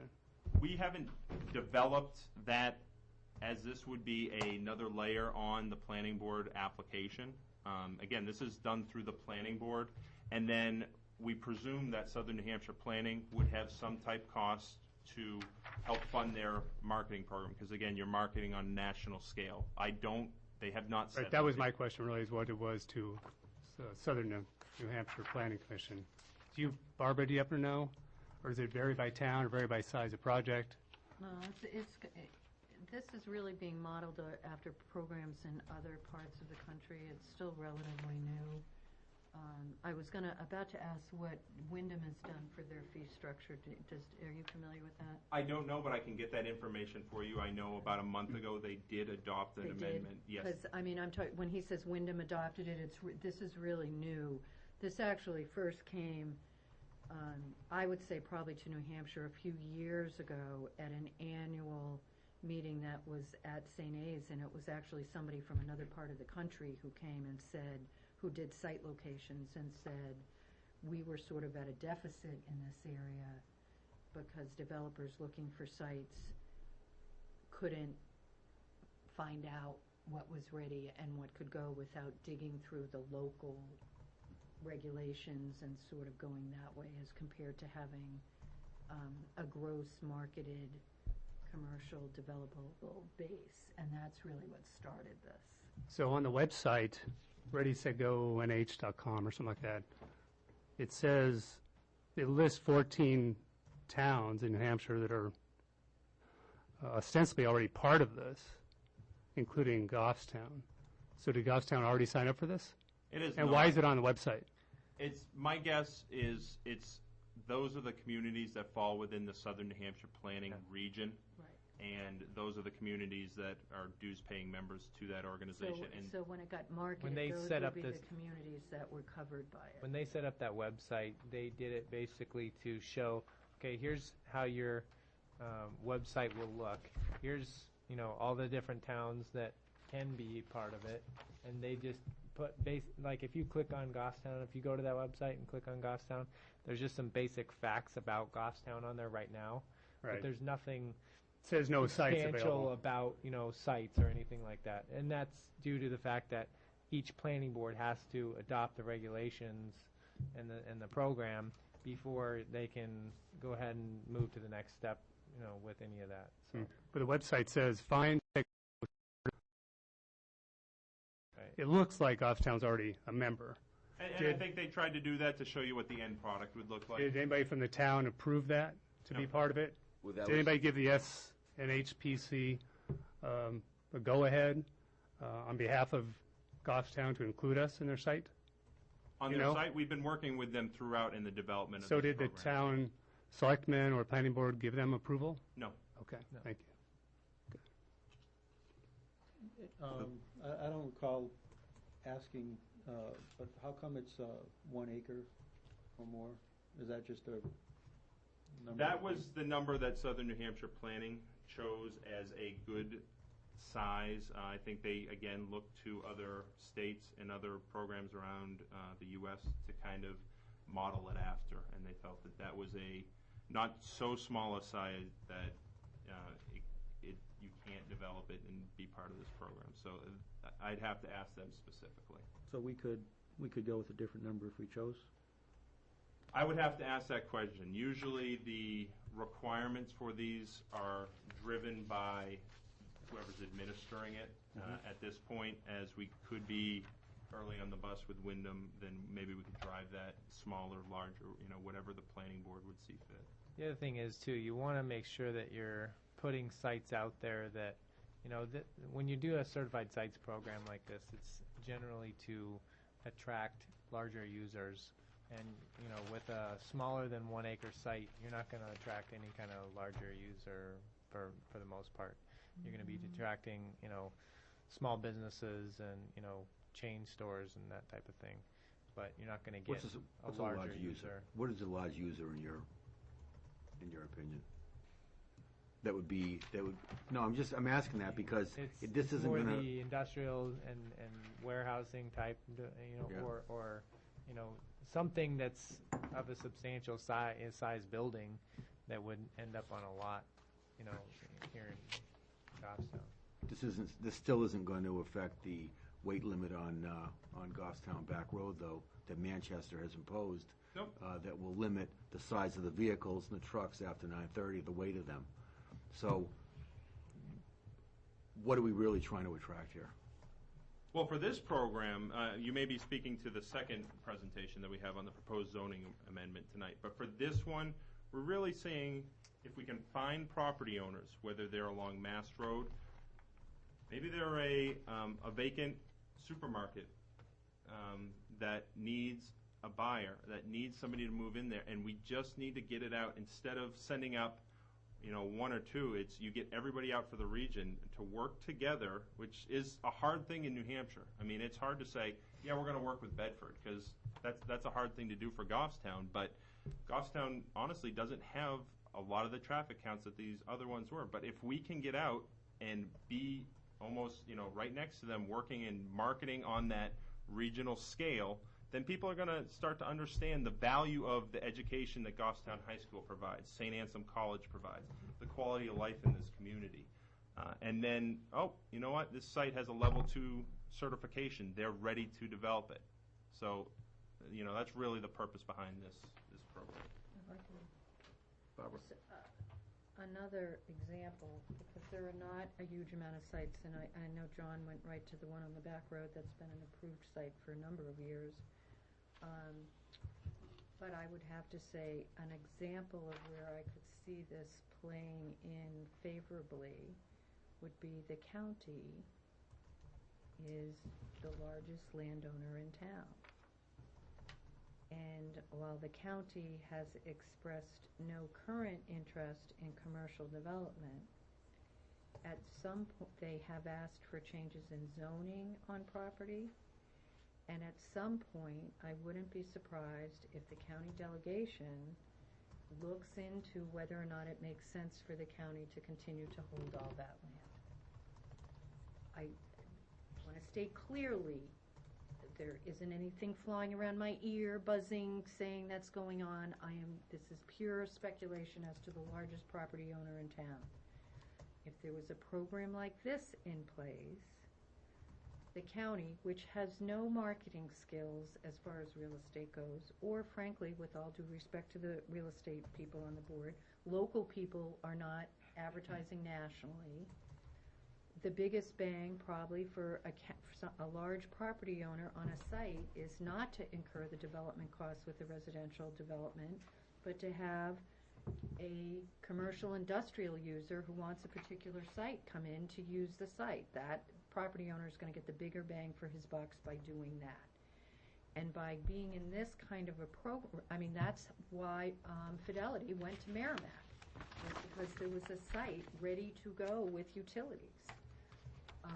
But right now, there would be no way for a local landowner to market it, or would there be any way for somebody looking in the New England area to find that site without having a specific connection. So arguably with the change in zoning that has already occurred, and this to our development regs, the county could decide that a certain portion of its land it wanted to do this, and the other reason to use the county is there's actually some pieces of their property that have access to water and sewer, which is another major issue in development. And by doing that, they would be much easier to be considered by larger developers who might be interested in the site, whereas otherwise the plan would take some time. It's a county. I'm not going to get into the specifics of how you'd work with the municipality, but I'm just using that as an example. Go ahead. Who's up? I want to follow up that. Mark, please. I don't know that the Southern New Hampshire Planning Commission has the marketing know-how and professional expertise to promote industrial sites for sale across the country either. So I don't know that any government entity is really good at that. And you referred to some other places, like in the South and other regions. Often they use tax abatement incentives, and we just don't do that here in New Hampshire. So that's why we lose a lot of businesses out of state, where they're going to give them a tax break or give them money or free utilities or no taxes, no property taxes. We don't do that here. So it's a little different thing. But there are a number of nationwide commercial property brokers, Grubb Ellis, others that have networks across the country that deal exclusively in commercial and industrial properties, and they market all the time.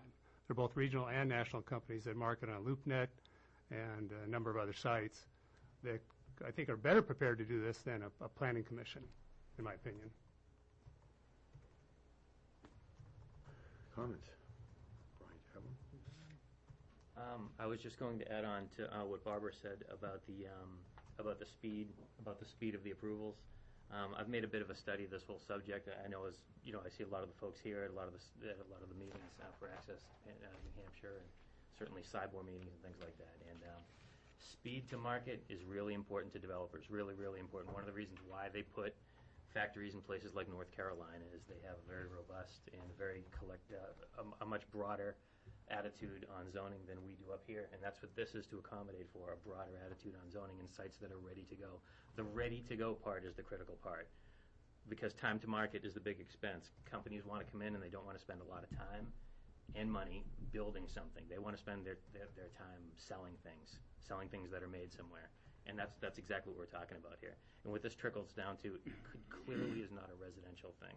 This is clearly a commercial thing to show the availability of shovel-ready products in this area to compete with North Carolina and West Virginia and Tennessee and stuff like that. Because there are many, many, many reasons and many, many, many programs that are bringing people to New Hampshire. And we just have to have the sites ready for people to go so they can get busy making money. That's very much the spirit of this. But this doesn't change zoning. You meant the development regulations. No, it doesn't change zoning. The development regulations changes.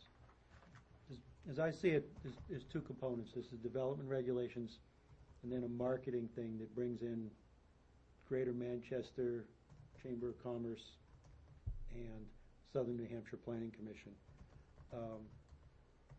Is there any reason why we can't address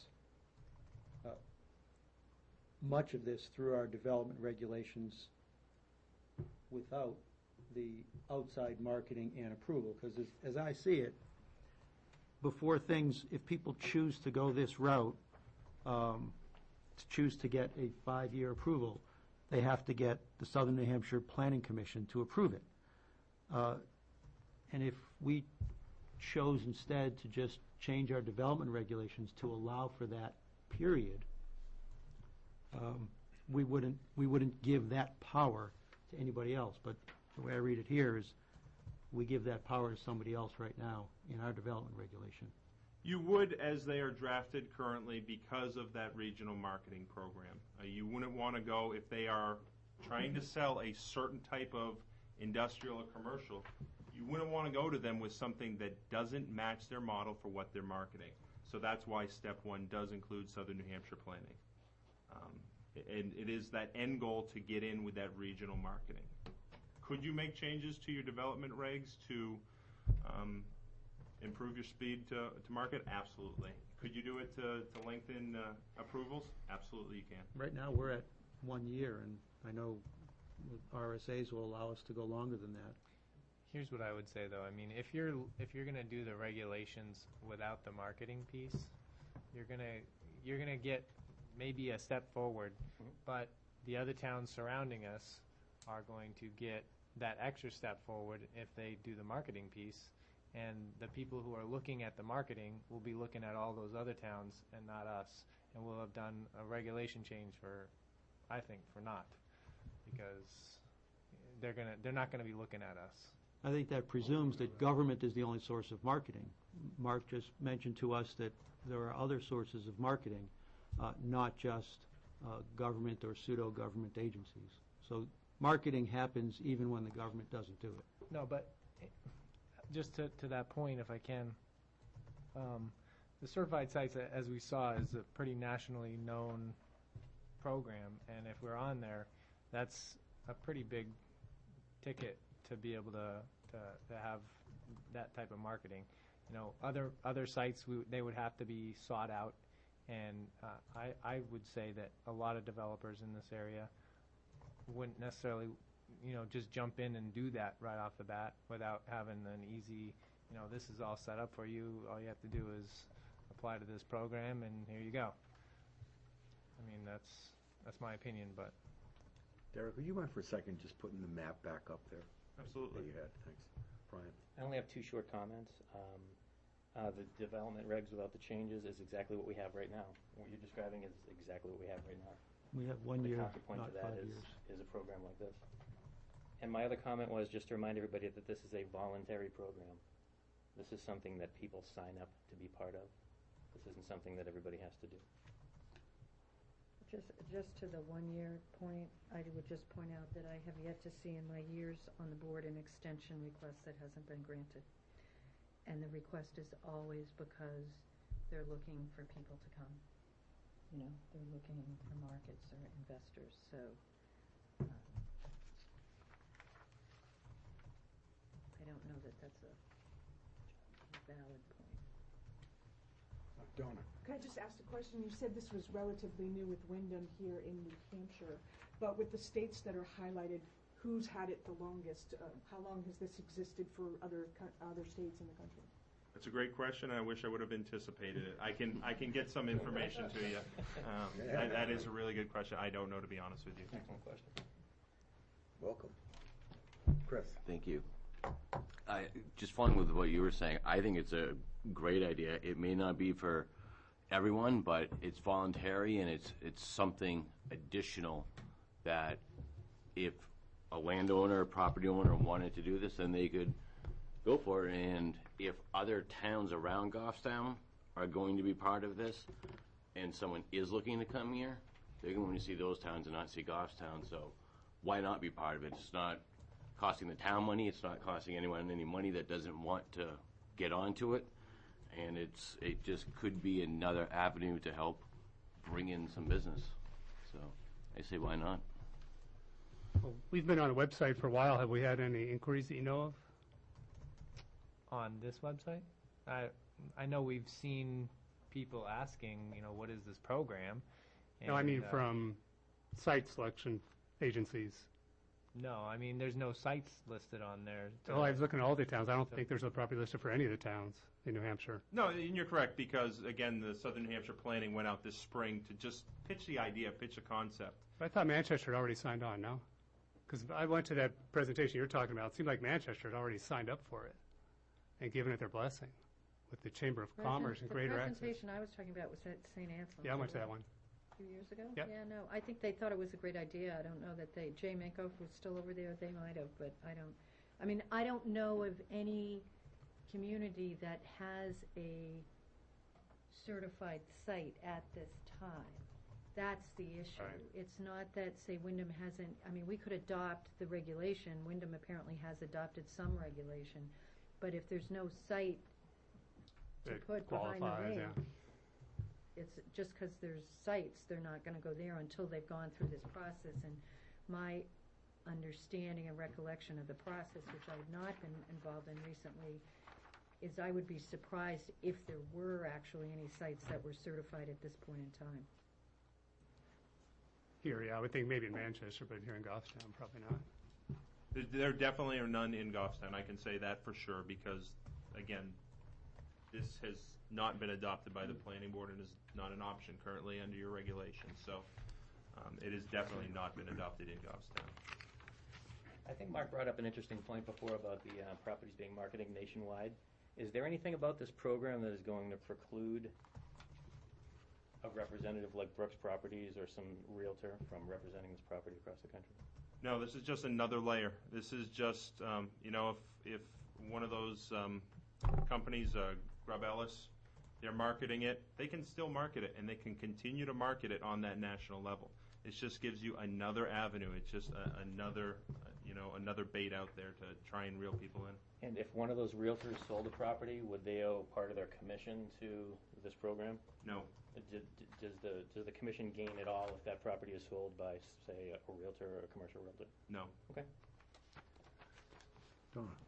Just as a follow-up to the question about who has been doing this the longest, is there any way to get feedback from the other states that have been at least doing it for some time to see if there are any negative ramifications to adopting it? We can definitely get that information and look at that. I know at the April meeting, Brian asked about if there are any studies on the benefit of this. I have definitely seen articles, don't know about any I just got an studies. email this week with a flyer on it, and I printed it out, and I made copies, and Yeah. it's on my office There floor. were a couple of good examples. I'm like looking at my email now to see if I can find Yeah, it. that email had it was basically a flyer and saying, a couple of good examples of where there were some success stories with it. I can't recall. I looked at it and I can't recall the two. There was at least two examples on I there. was going though. to email you to bring it, and I thought, oh, I just Yeah. copy it, and I left it. And you know, let's say you do it in the development regs and you get into it, and you know what, you see a site, you don't have to approve them for this. If you read in there, it's completely optional. And because this is in the development regs, you could get out and as soon as you're able to notice for that public hearing to change your development regs. When Tony Martz and that working group came up with this, they really looked at, let's not do this in zoning where you don't have the flexibility. Let's make this optional, and let's do it in a way that the planning board and the town can get out of it or modify it at any point that they see fit. Various language that says submission of fees or paying of fees, but it doesn't say to whom they're paid. Is it the intent that they're paid to the town? Yes, if they were in the development regs, they would be. I know there is talk, and we have talked with Southern New Hampshire Planning of, if you're going to have this regional marketing plan, we presume that you're going to have some type of annual fee for participation in that. They have, as far as I understand, they have not set any fees yet for what they do. Hike up your dues, right? Well, when we've talked to them, we said that we wouldn't presume that it would be on the town of Goffstown. It would be on that interested property owner that wants to partake in the marketing program, not the town. And if somebody hiked up those fees on an interested property owner, what could they do? The property owner could say, thank you very much, I no longer want to participate in this program. But once they, John, you want to take some questions from Alan or anybody else before I jump in? Certainly do. Yes, certainly. I just want to know if you can post it on the town website so other people can look at this document. Absolutely. Okay. We can do that right on the planning department if that is, if Sure. that works the best. Yeah, we can Sounds post it on great, the yeah. planning department I just website. think it's a piece of information that might be useful to several of my clients. Okay. I have a question. Mark. This red line draft you gave us, the regulation changes, refers to a coordinated development plan, Yes. a certified copy of which shall be maintained by the planning board. It's also need to be recorded at the county registry. And that's when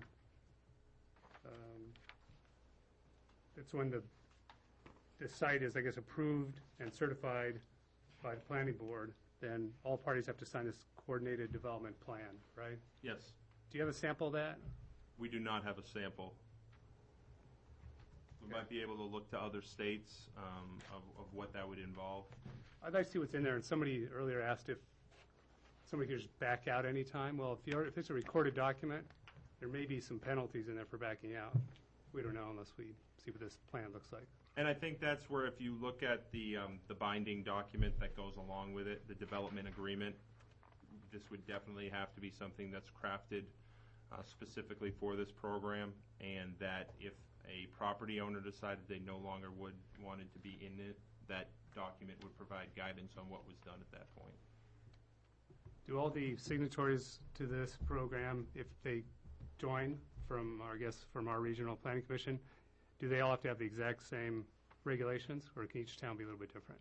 No, as the reason I think they did not go the state statute route was there's an understanding on the Regional Planning Commission that every town is different, and that you're going to want to craft it as complexly or as simply as you, the planning board, sees fit. So for example, Manchester could make theirs a half-acre minimum lot size, for example.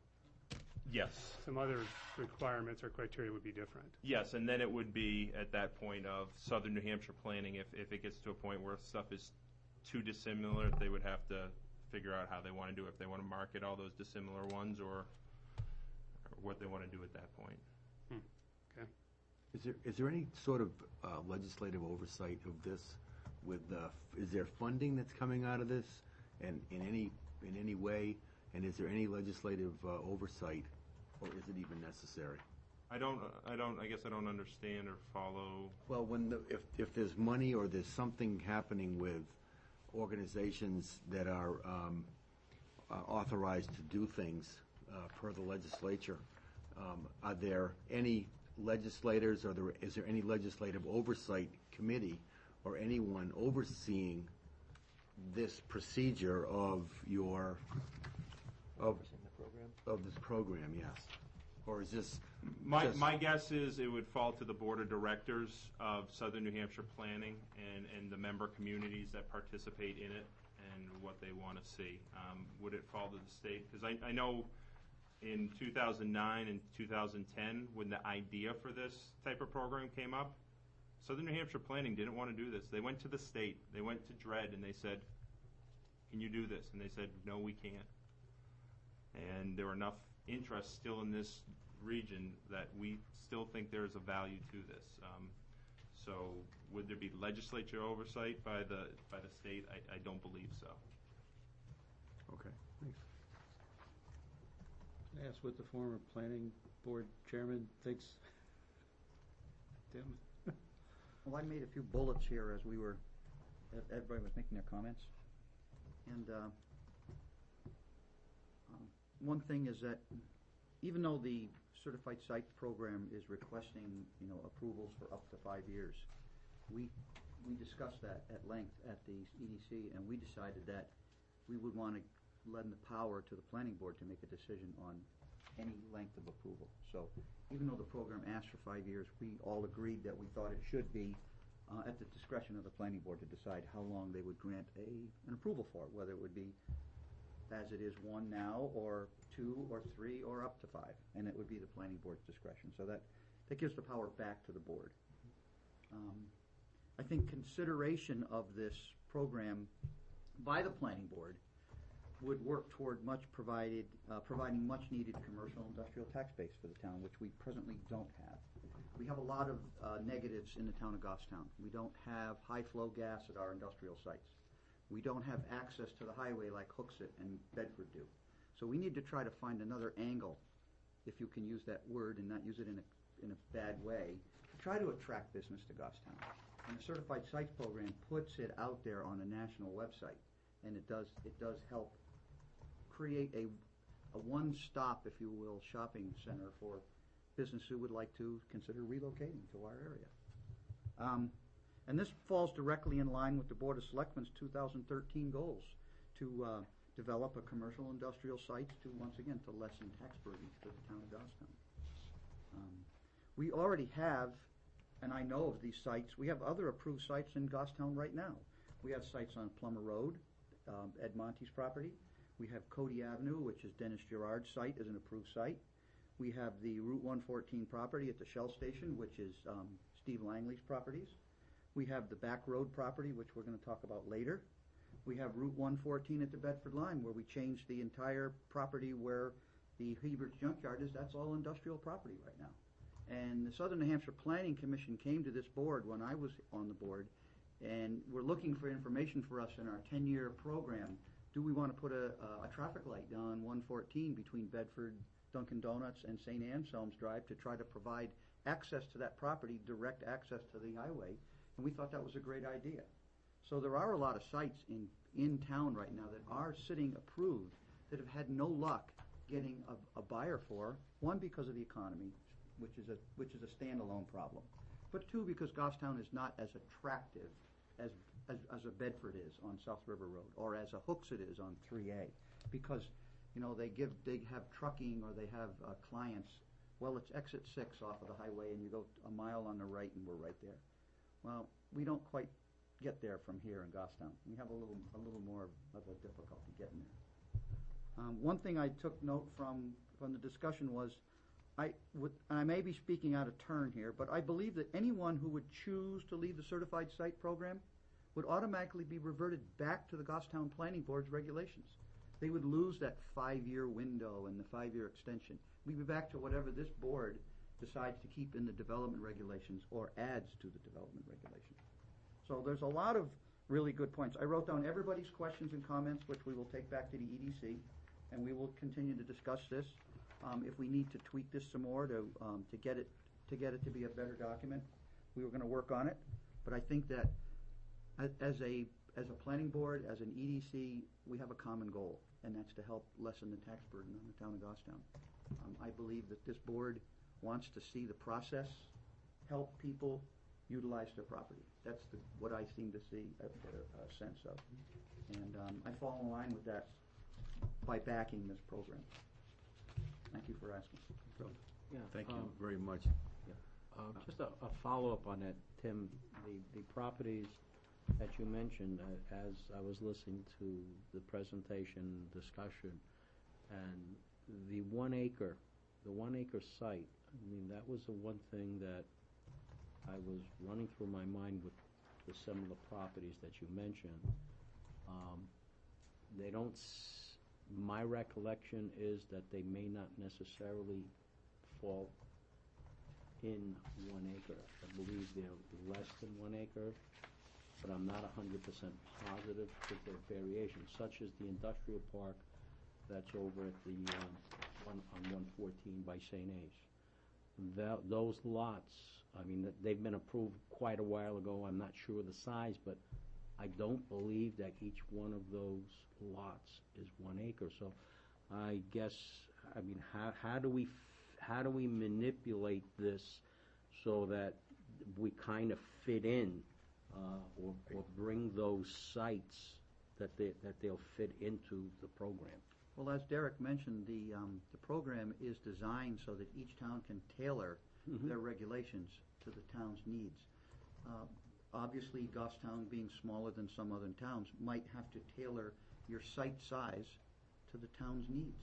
And that's something we can do and present it to the planning board for consideration and adoption in the end if the planning board were to decide to adopt the regulations. Right, I agree, but I think what we'll also need is we need basically an inventory of the sites that are available and the size, so that at least we can compare and see what the size of the existing inventory that we have is. Maybe we could write into the regulations for this certified site program a waiver process for the planning board to consider waivers. I mean, we always have waivers. Or perhaps somehow they could be grandfathered if they're pre-existing lots. Okay. Phil, are you referring to the property next to Hebert's? Yes. Okay. Yeah. I think those are 3 to 5 acre lots. Those are pretty good, the ones that are between McClellan's and... Yeah, I don't remember. They were approved probably 12 or more years ago. Yeah. And I don't recall what they are. I was familiar with them at a while. But there are other sites that we have that Tim mentioned that... Yeah, right. But I think what one step to go forward is to inventory, check the inventory and the size of the inventory. Great idea. We have. Yeah. Because the idea is to help Goffstown get ahead. To help us lessen the tax burden on the residential taxpayer by promoting what Goffstown has needed for the last 10 years. Right. We also, I have tried to make it my own pet project. I've been working towards talking with the gas company about trying to get the gas line extended farther than the county farm, which is what's going on right now. The county farm is bringing high-pressure gas to the county farm. We may remember we had a presentation here, I believe, or it may have been at a board meeting up the next town, that the county switched all the boilers at the county complex to high-flow gas. They're taking their number 2 fuel oil and number 4 fuel oil boilers out, and they're switching to high-flow gas. Energy efficiency, cost reduction. That's why they're bringing the gas line down the edge of the road right there. And there's no reason why, as a community, we couldn't try to encourage the gas company to bring that line all the way down to the Shell station. We could provide gas for future sites. They would get revenue out of the line. It's a Anybody from any of the water precincts or the sewer commission on economic development? There is not currently, and I know that discussion did come up at the all boards meeting to try and get that continuity between all those. You know, I appreciate the discussion, and I think this is an important issue, and we can talk about bringing commercial and industrial, which, you know, has been the mantra for 10 years, though I would submit to you that there have been studies done that show that that really doesn't affect the tax rate, but we're not going to go there. But the reality is that commercial sites want power and sewer, and whatever, and however they get them, they want those. They want to be able to have utilities available on a gross scale. And because of what you referenced, the recognition that New England, New Hampshire is different, local power and control, we have a very hard time doing anything regionally. We, in our own community, have water and sewer being managed by completely separate entities. And the reality is that part of the reason the other communities we're referring to do good is not only highway access, but for utility availability. So, I'd like to sort of put it in perspective. The other thing, I appreciate Phil's point about the lots that are already approved, but the reality is that this is really something going forward. Make a waiver, but I think that what we're talking about is people who are looking in the area from somewhere else, and the reality is they're probably not going to be opening up a variety store, a small variety store. That's not who this group is trying to attract, because hopefully those people would be doing it anyway. So I think you do need to do the inventory, keeping in mind that if you're up there, maybe you can generate enough interest in the community, so maybe the smaller lots that aren't paying a Grubbs and Ellis commercial division or whatever, they get on the radar for somebody once they get, part of the game is to get somebody to click on Goffstown. That's part of what you're trying to do, is to get somebody to look at the Boston Manchester Regional Airport, Manchester area, Southern New Hampshire planning. Get there. And if you get them to get on Goffstown, and there are some of these sites, maybe you can generate enough interest even in the community that if this doesn't have exactly what they want, they get somewhere else. So, I think that's part of where all the communities who express some interest are going. Yeah, and if I can. Yeah. I'm Charlie Tentis. I'm also on the EDC. I've been in sales my whole career, and as I look at this, and I think there's one word that I can add to what Tim was trying to say, we need competitive edge. When we look at things like this, when we sat and spoke about it, Goffstown's not a destination town. We know that. So we need to stand up and try to make more noise to get that competitive edge. To be seen, to be heard by companies outside of New England, as we had said earlier, as Derek had said, not only local, regional, national, could be international, could be companies from Canada. We don't know. But I think we need to be doing something a little bit different to get that competitive edge for our community. Because as we had said earlier, we're not a Londonderry, we're not a Derry, we don't have those highway accesses, we don't have some of those utilities that Barbara was saying, but we need to start thinking and doing about some of these things now, so that this type of development, as I-93 is widened and other programs come into place here in southern New Hampshire, in Hillsborough and Rockingham County, that they don't go right by us. And I think we need to look closely to try to stick our head up above the ground a little bit higher, so that others around us see us and they hear us.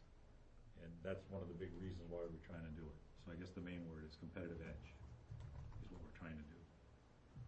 Don? I'm just wondering, for those properties that are already in Goffstown, that are already pre-approved, why couldn't those individual property owners go to you for the marketing now? Why does it have to be that Goffstown becomes part of this consortium of sorts? Why can't an individual property owner who's already approved go to you and say, please help me market my property? I'm not really quite sure how we could, as an EDC, develop it or promote it. Under what authority would any municipal group have to... We can't do it. We don't have the authority to do it. They wouldn't have any authority to do that. And to take Mark's point, there's nothing to prevent all those people with those lots to be with those firms right now on a private basis advertising. But they don't have any authority or power to be marketing property.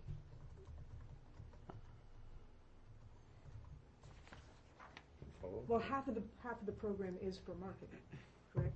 So half of it is to get Goffstown to be on board and submit to some regulations as far as trying to pre-approve properties so that they can be marketed. But we already have some pre-approved properties. Right, which can be marketed however they want, which this program would not prohibit. Correct. I'm just wondering why the individual owner couldn't go and say, hi, since I've already got half of it, I'm an owner of something that's pre-approved. Can you please stick me on your website and market my property? Yeah, they're not going to do that unless the town signs off on these development changes, these regulation changes. Because the big part, as I understand it, is the readiness to market and saying we're going to hold these requirements out for 5 years. So you don't have to worry about taking your process. It's going to take a year or two anyway between getting your people have board, already gone through, your the people area in to your come example here. have already gone through what he's talking about. Right, and so by the time that company actually does all their work to figure out if they're going to move, where they're going to move, how they're going to move, all that stuff, then they don't have to worry about going someplace and saying, oh, new planning board's up, they're going to change everything on me. This would ensure that everything is going to be the same for 5 years, yet they would still have to come before the board to present their particular plan to make sure we're okay with it. And they'd have to come back at the end of 5 years and Yes. and either apply for an extension or find out what the process would be, because there is a 5-year deadline if that regulations were adopted. So you do, it's like your 1-year deadline now for an extension or a renewal of the site plan. It's similar, it's just it gives them a longer window. And as Richard said, that falls in line with some state statutes. If you read the state statutes, they have pushed that out to 5 years, if I'm not mistaken. Isn't that correct, Richard? I know it's at least 2, but No, it's out there because somewhere between 2 it and was 5. tied. It was adopted several years ago during the economic time downturn, and it was an effort, I believe, by the legislature to help promote the approval process and extend the approval process and help people out. Alan? State law says 4 years after approval, they say if there's a waiver on any changes in zoning or regulations don't apply. Secondly, I served on the EDC a long time ago. We tried to get this stuff on the website. We were told it could not be put on the town website because of the specific reason that there was no authority given to be able to do it. Conflict of interest. You know, if you look, I'm sorry, Alan.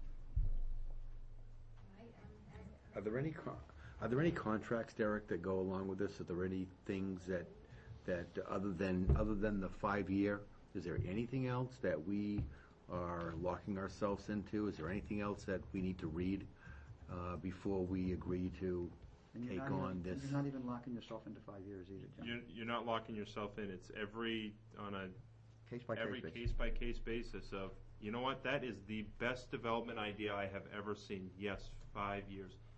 Now, that's a pretty good one. I'm not quite sure I feel comfortable giving you 2 years, 3 years. And like I've said a couple of times, is as soon as you can notice for that public hearing to change your development regulations, you modify your development regulations to change the program or to get rid of it and scrap it. Tim? I'd like to just very briefly expand on what Charlie talked about the competitive edge. Goffstown would be able to, I would like to see Goffstown, promote itself as a rural setting, but we have industrial properties available. Goffstown has a strong community network and very strong support. And if you look at that map right there, with no New England towns being included, I can say, from my opinion, that New England has the best skilled labor in the nation. This is where all the original settlers came from, Washington up into New England, where all the manufacturing is. My brother used to work for a steel mill in Connecticut, and they closed it down because they wanted to cut costs. And they built a brand new plant in North Carolina, where they got the 10-year tax incentive, and they put all brand new state-of-the-art equipment in, and they went down and hired all the help from North Carolina. They made less product and poorer quality in North Carolina because the skilled labor is in the Northeast, and I will back that 100%. Thank you. There was a hand up back. I know I made the exception of. I just wanted maybe to ask a couple of questions and also to make a couple of comments. Now, how do Can we have her come up so the microphone? Yeah, certainly. Why don't you come up, People please, are and watching at speak? home. Seeing, yeah, we're all kind of just rap session here. Hi, Katie Benner. I just wanted to ask a couple of questions and perhaps make a couple of comments. Now, could this be another Plan Bernardville without pictures? Because there's a lot of buzzwords that seem similar, okay? Such as sustainable living, okay, that concerns me. Also, Southern New Hampshire having control, that concerns me too.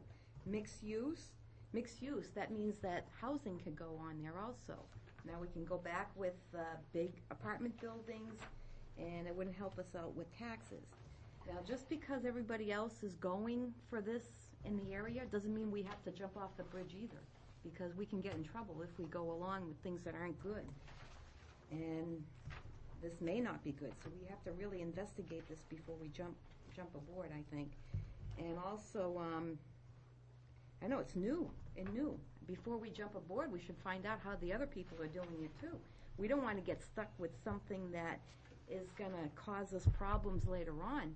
I mean, do we want to sell land to China, even though it's creating jobs? Do we want something bad for our environment? Is there a list of things that we can and cannot have with these plans? I mean, is there a list that says no incinerator or something to that effect? I think we should find out more before we jump aboard. That's Thank all you. I have to say. Thank you. Thank you.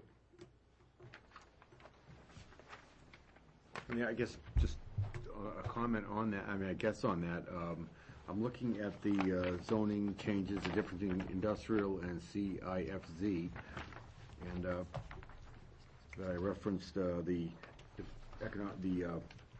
industrial park on Goffstown Back Road, because that was a package there, and all these, I see some decent changes or decent uses for it.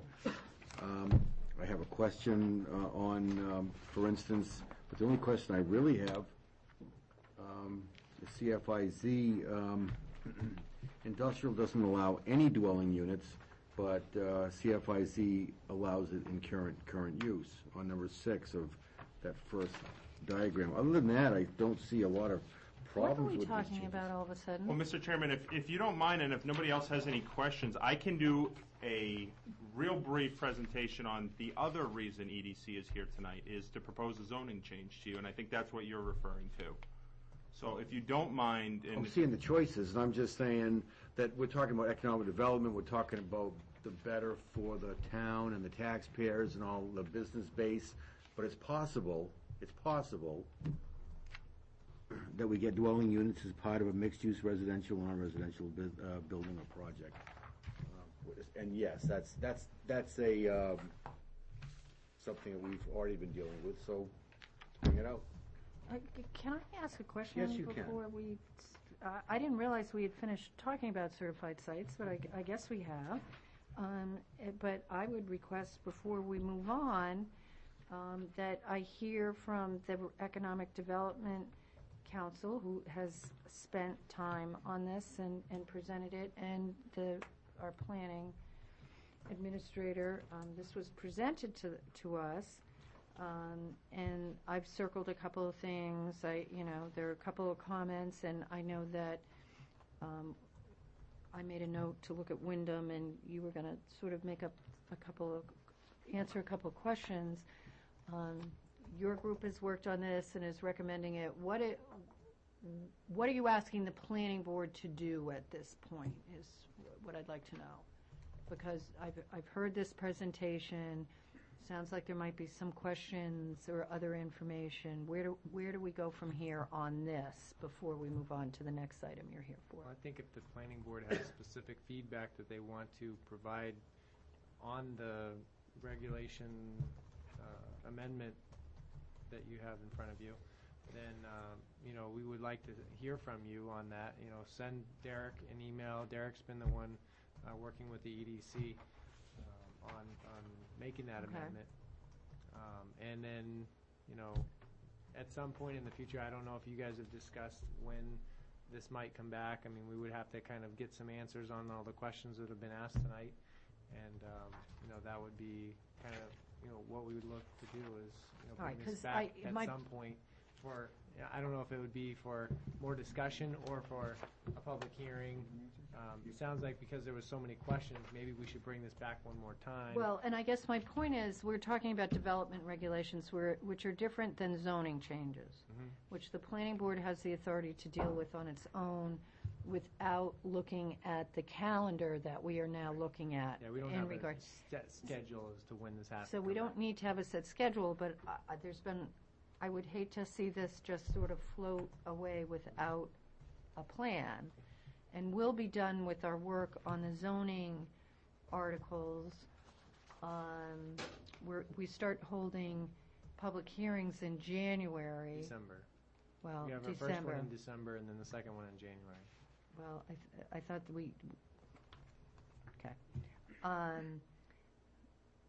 And so when is a I'm just trying to put some timeframes out there, keeping in mind how often EDC work meets, the time of year it is, as to when the planning board might want to look at this again. Tim? Thank you, Mr. Chairman. We are not here tonight for an answer. Okay. We are here tonight almost as a conceptual committee to bring this forward to the planning board. We'd like the planning board to consider what you've been given in your packet. If you would like to, as a board, invite us back for more questions and comments, or forward questions and comments to Derek for answers, we'd be happy to respond. Okay. We're not looking for a vote on this, obviously, tonight. It's way too early for a vote. Right. This could take 6 months, or it could take 8 months for it to be implemented. It may not be implemented prior to the vote. Who knows? It may never be implemented. But we wanted to put it out there. It was brought to us by Southern New Hampshire Planning. It was also brought to you folks. And we thought it had enough merit for us to work on it and try to give this board a draft copy of what we thought would be appropriate for you, obviously, to comment on, send it back to us, and then we can further work on it. And if we can find common ground that the board and the EDC likes, then I think we can request a vote by the planning board whether to adopt it or not. All right, so planning, I'll post it on the website. We had somebody ask for that. And then if members of the board have got further questions or comments, they can email Derek. And the EDC meets once a month? The first Wednesday of every month. Right, so, there's only 2 meetings before the end of it. So it would be sometime next spring, probably, that we'd see you again Absolutely. anyways. Okay, thank you. I just wanted to Just figure out where we were. Yep, minimal suggestion to the economic development. Maybe if we're looking to get Goffstown's name out nationally, maybe next time that there is elections held, you force the issue, if you can, that they are actually in Goffstown and not in Manchester, and when they're at St. A's, and maybe we'll get more coverage and more hits on our website, so people can find out where we Are you suggesting are. that when WMUR keeps saying that St. Anselm College is in Manchester, New Hampshire, we should do something about it? Yes. I agree with you I completely. am saying They're just that. going by the zip Stand code, over there Tim. with a sign in front of the camera. I'm just saying that, maybe people will know, they'll click on, they'll Google Goffstown once they hear it I agree completely. enough times on And national. can I just raise a point? This is probably due to the age of my weary old eyes. But this is really new regulations, right? Yes. So do we really need to redline the entire thing? It was It's redlined because Tony all- March. No, that was something that I did because I wanted to show how it would dovetail in. When we post it on the website, and I'll have Brian send it out, we can send it not redlined, It black and does white. sort of scream danger, danger, danger. I couldn't get the page Very to flash. Because of the color red? Well, for those people who don't like planning, it's appropriate, but for other people, I just was looking at this going, what are we changing or replacing? And we're not. I mean, the whole thing is new, It's right? all new. Yeah. Okay, thanks. Unfortunately, it's long, Barbara, but it is encompassing and it needs to be clear from start to finish. And that's why I'm it is really long. trying to have sympathy on members of the public that might go to the website and print it out, because you would never get through your home printer cartridge. You would use it up by the time you got to page 3 of this with all the red ink that it's using. So that's what, okay. That's a good point. If they put it up on the website, they should have a PDF version, right? Just in black and white. The new section starts here. Well, I would People can assume print it out. would have been posted as a separate, Yeah, I we don't- won't incorporate it into the it's not gonna be development rights incorporated into Right. a document that until it's hasn't been adopted. adopted into. Why wouldn't this go to both though? What the deed side, it's gonna be a big change, you know? It sounds like it's something that's gonna be a big change. Why shouldn't it go on the ballot? That would make sense. Because it's not a zoning change. Could I address Yeah, that? but what's the difference between a land regulation and a zoning change? Isn't that similar? Very similar? And I think I would just say, Brian asked a couple times, this does not change zoning. This does not change what a property owner can do with their property. It changes how long they can get an approval for and how they can go out and market it. And process. And the process, and the planning board process. So in other words, if this goes through, would they be able to build a lot of apartment buildings in Shaw's parking lot? Would that be something that you would be able to approve without zoning changes? Because it would be called mixed use. What is I'm Shaw's not, zone I'm not right even now? gonna answer that because I don't. It's commercial zone, so again, it's whatever the zone. It's commercial, yes. Brian? I'd like to make a motion, please. I move that we thank the EDC for their presentation on the Certified Sites Program and invite them back to a meeting in the middle of January. And in the interim, in the middle of January or the beginning of February, and in the interim, the board will give them suggestions about how we could better improve this program. Second. Discussion on that? All in favor, say aye. Aye. Opposed? Abstained? I abstain. Mark abstains. 601. 601. I think so. 4, 5, 6, 0, 1 abstention. Anything else? We did have Next one other thing, and I presentation. promised to be brief. Great. The Economic Development Council has also, would like to speak to a proposed zoning amendment. Recommendation to the planning board that you consider this as a zoning amendment in the spring. This is specifically for Pondview Industrial Park, which is an industrial park subdivision on the back road. If you can picture where the Manchester line is, where the radio towers are, across from Educare Daycare. That was approved in 2005, and despite EDC's efforts and the efforts of the property owner, they have not been able to locate or develop that for non-residential use. In 2010, it was designated as an economic revitalization zone, which allows for some New Hampshire state tax credits. It's got good access to I-293, and if the exit 6 and 7 ever change, that could provide even better access to I-293. The big issue is between the Manchester-Goffstown line and Straw Road, the first road that comes in on your left towards East Dunbarton. There is a commercial trucking restriction on the Manchester side from 8:30 p.m. to 7 a.m. that was enacted in 2004. Just so the board is aware, that was enacted after approval of this plan. It severely hampers the development of this property. And what are we talking?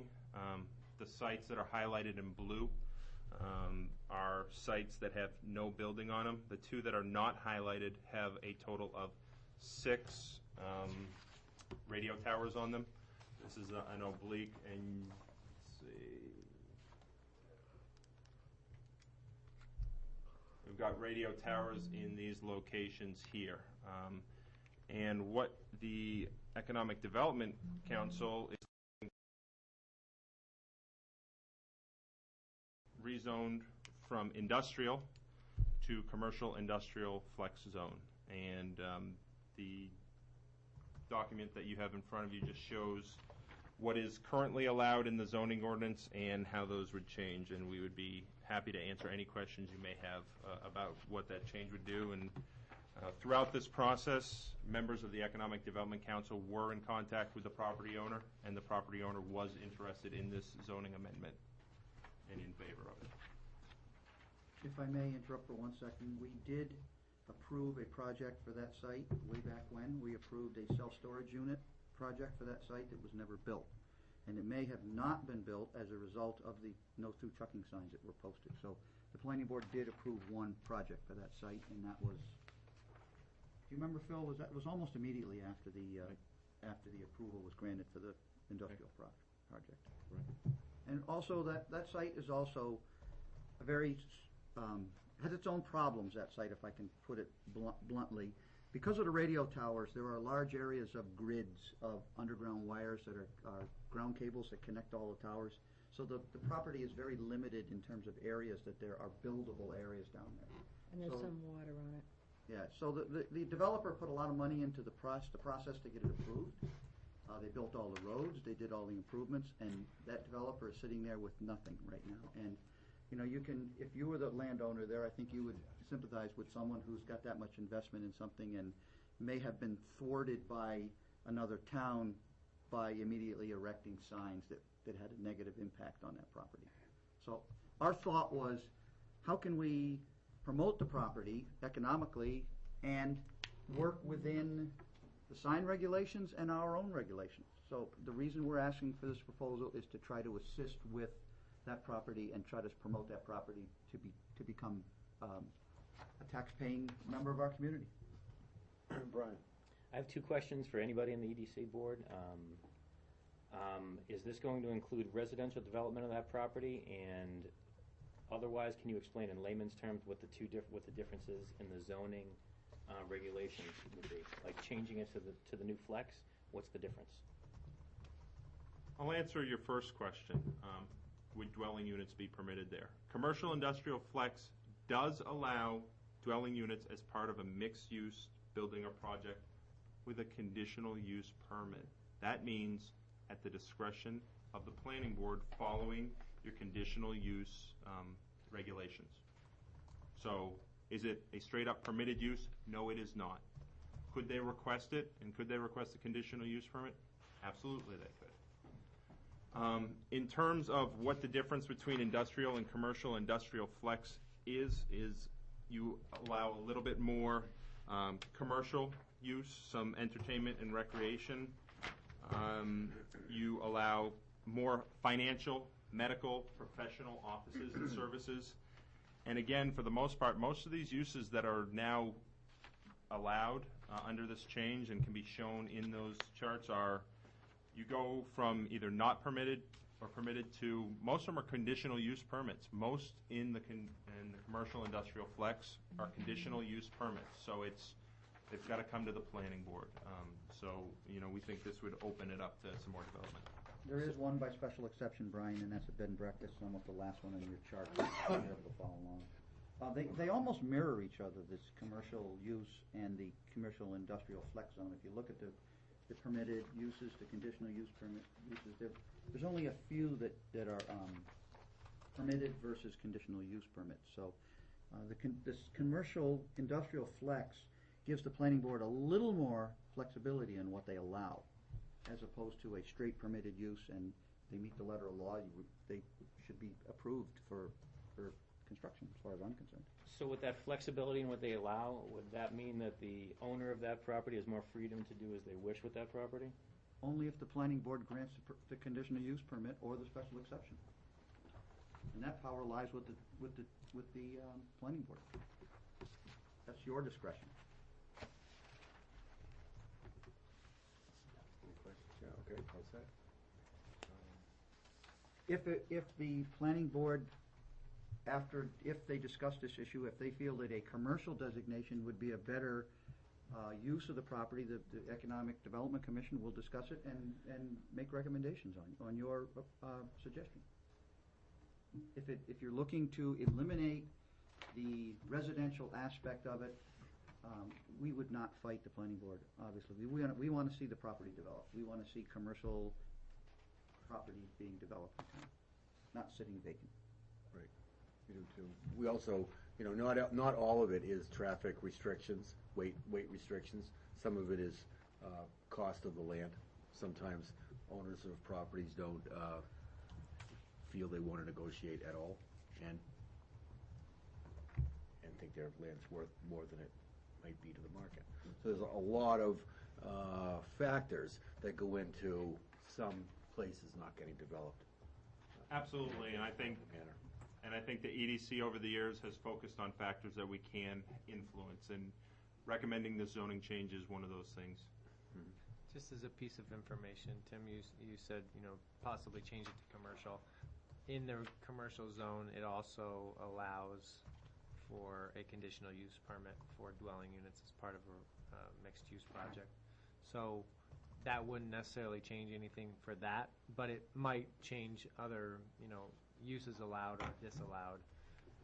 So, the planning board can consider those two options, I guess. But you say you have a recommendation from your property owner for the CIFZ?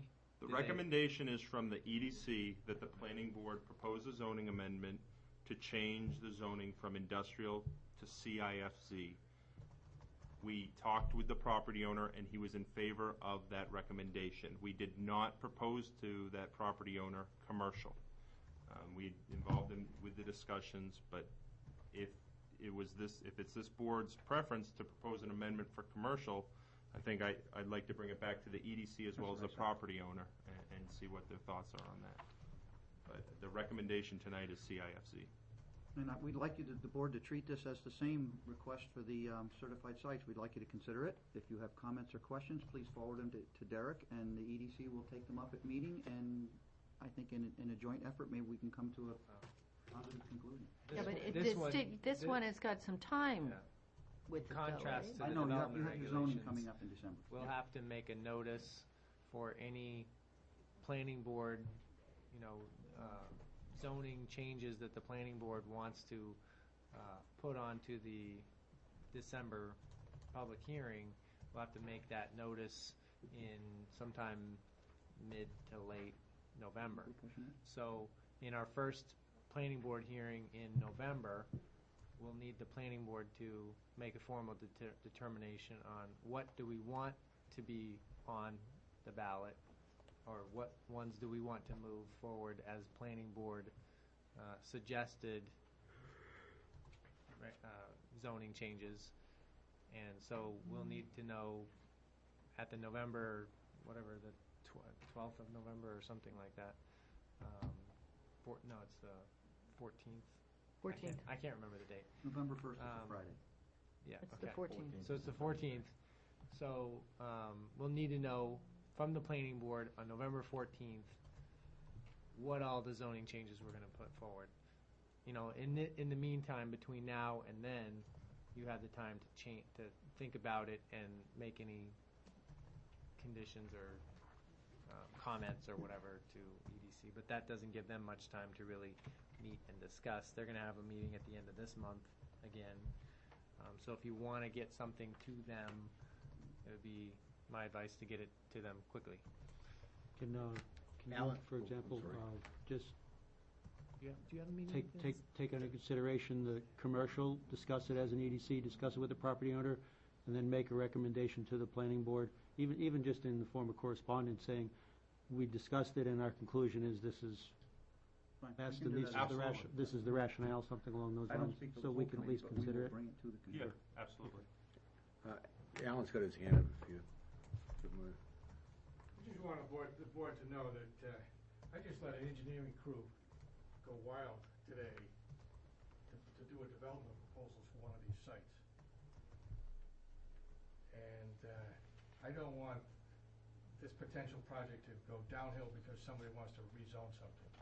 So I would like the EDC to go back to the owner, confirm that, in fact, there is a P&S on a piece of that property to develop it. I've already talked to Brian about it last week. So I don't want things to go down the toilet here. We can confirm with the property owner. Absolutely. Just,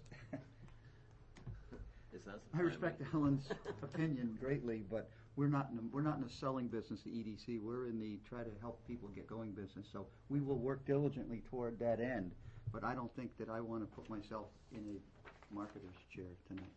Well, I would expect that EDC, before anything comes final, would just confirm with the property owner that the lots that are being proposed for the zoning change are indeed the lots the owner still wants to change, because I would think that EDC coming forward with this proposed zoning change would have a much easier time for a vote after public hearing if it can represent that the property owner and EDC agree on the lot. So maybe all these lots will be in it when we come back, and maybe they won't.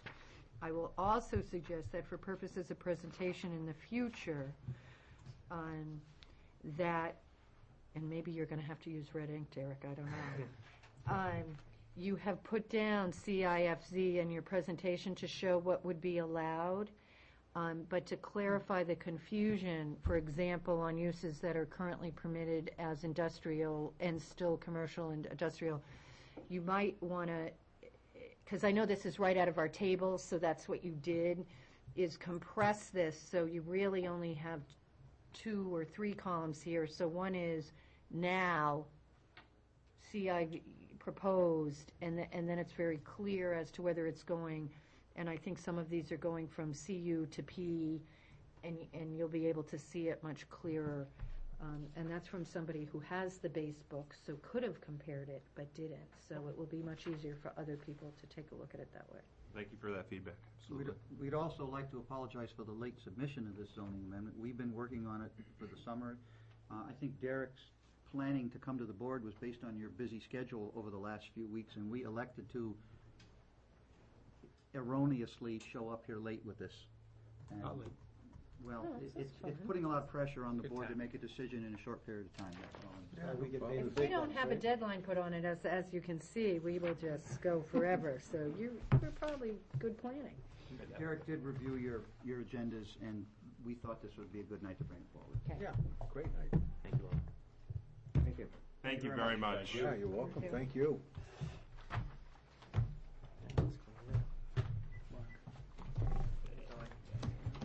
we got a long one. Okay.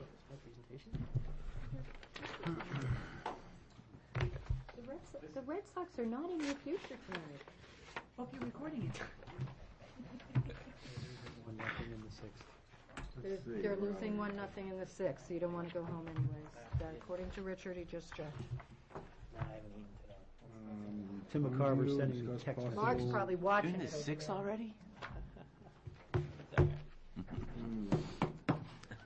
miss North Carolina winning the NCAA championship a couple years ago. That hurt. Other business, huh? So, Mr. Chair, the last and next and last thing on the agenda is my list of proposed zoning amendments. So there are 16 items on that list, and we can go through each one of them if you'd like. I really would like kind of just a clarification on whether or not you want to further develop the idea. I haven't gone through and done the full draft of what the change would be. So I'm kind of just looking for feedback of, okay, do you want me to go ahead and, draft this up as a change and, bring it to you then at the next meeting?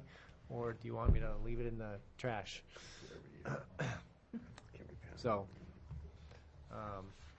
if it's okay, I'd like to just go through each one and just get your feedback on, should we or should we not? I'd like you to go through nice and slow. Nice and slow. Unless he's just ready for comments, since we've had the chance to read it in advance, because I'm prepared to make comments.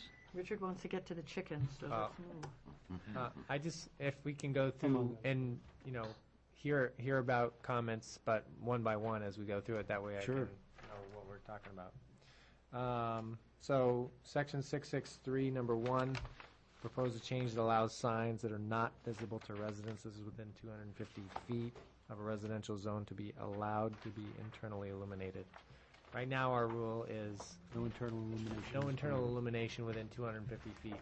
And there are signs that I've come across that aren't visible to residences that are within that distance, such as at the Shaw's Plaza, on the side there next to where the bank and I think there's a bank there, and then also the subway and all those signs.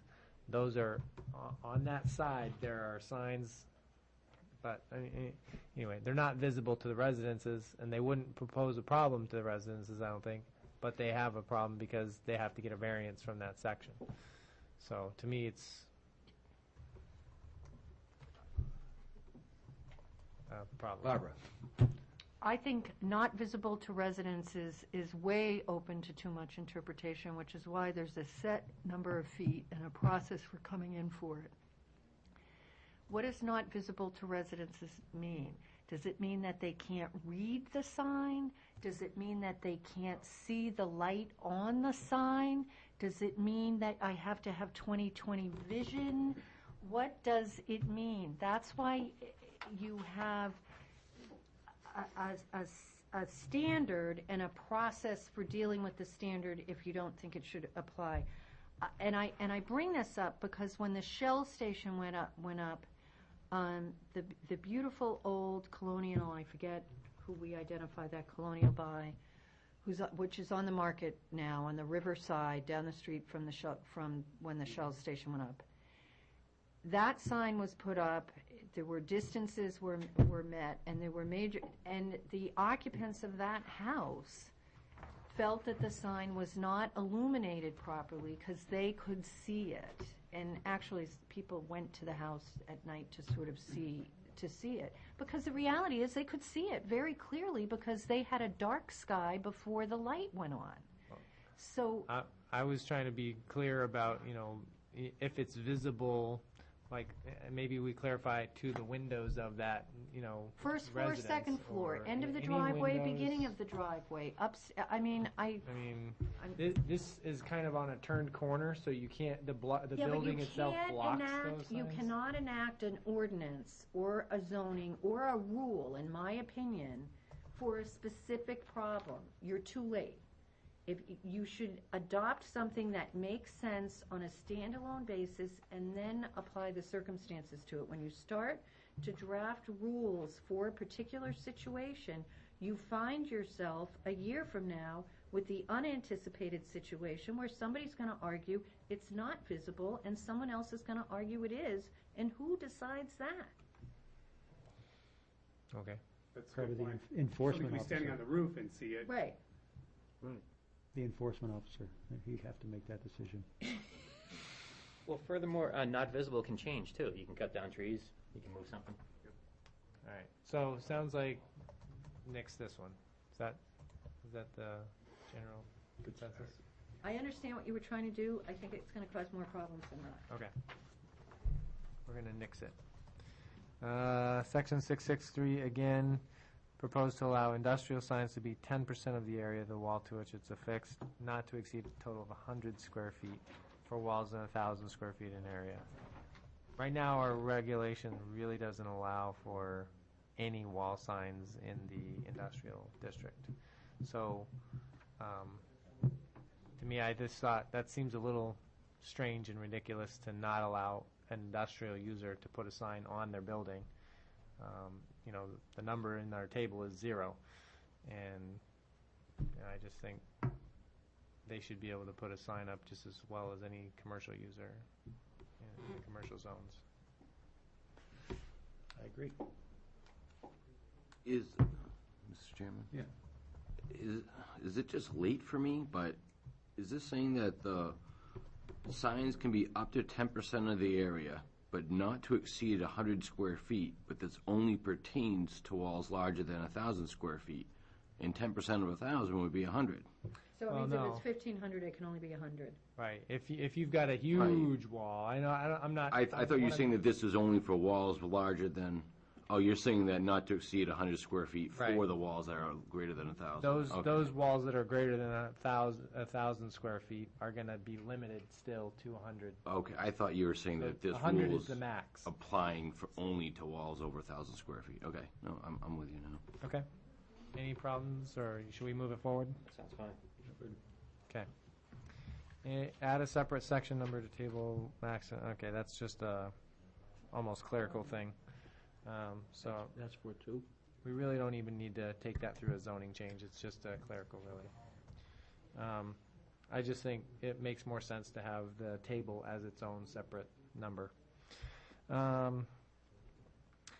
Section 6.13, proposed to change the time limits for temporary signs to be allowed up to 30 days and to eliminate the language about 4 occasions for 10 days per calendar year. My example is usually when people do a grand opening, they usually like to leave their stuff up for about a month. And so my recommendation is change that to once for 30 days versus, 10-day time period for 4 times. They're usually not asking for more than 1 temporary sign per year. Sounds fine to me. You're talking banners, right, or something, or is it any temporary sign? Yeah, that's like Whatever temporary banners and stuff. Whatever they want to make, it doesn't have to be a banner. Like a banner that says what they grand use, opening right. or, big sale or whatever they want to do. But I think, 30 days is more permissive than 10 days, for sure. Okay. Section 4.3, we just saw this at the planning board, and Patty and I were discussing that we really didn't like that was in the regulations that way. The less setback or more building footprint, indicated by the little 5-star asterisk thing in the table of dimensional regulations. Pretty much every dimensional regulation is governed by the ZBA, and we felt that this one should be no different. If people want to come in and vary from what those dimensional regulations are, they should go to the ZBA for a variance. I don't know. Does that make sense? I'm not sure. I had a problem reading this, but I understand what you just said, and I agree.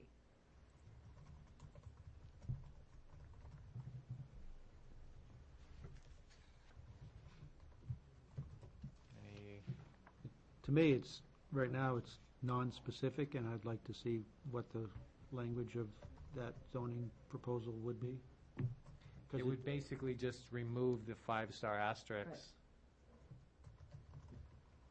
that says less setback or more building footprint by planning board conditional use permit. So you're transferring a decision from the planning board to the ZBA? Yeah. And the ZBA pretty much always says yes. Not always. Not always. Pretty much. Most of the time. A lot of times, but not always. Most of the time. Most of the time. Not always. Most of the time.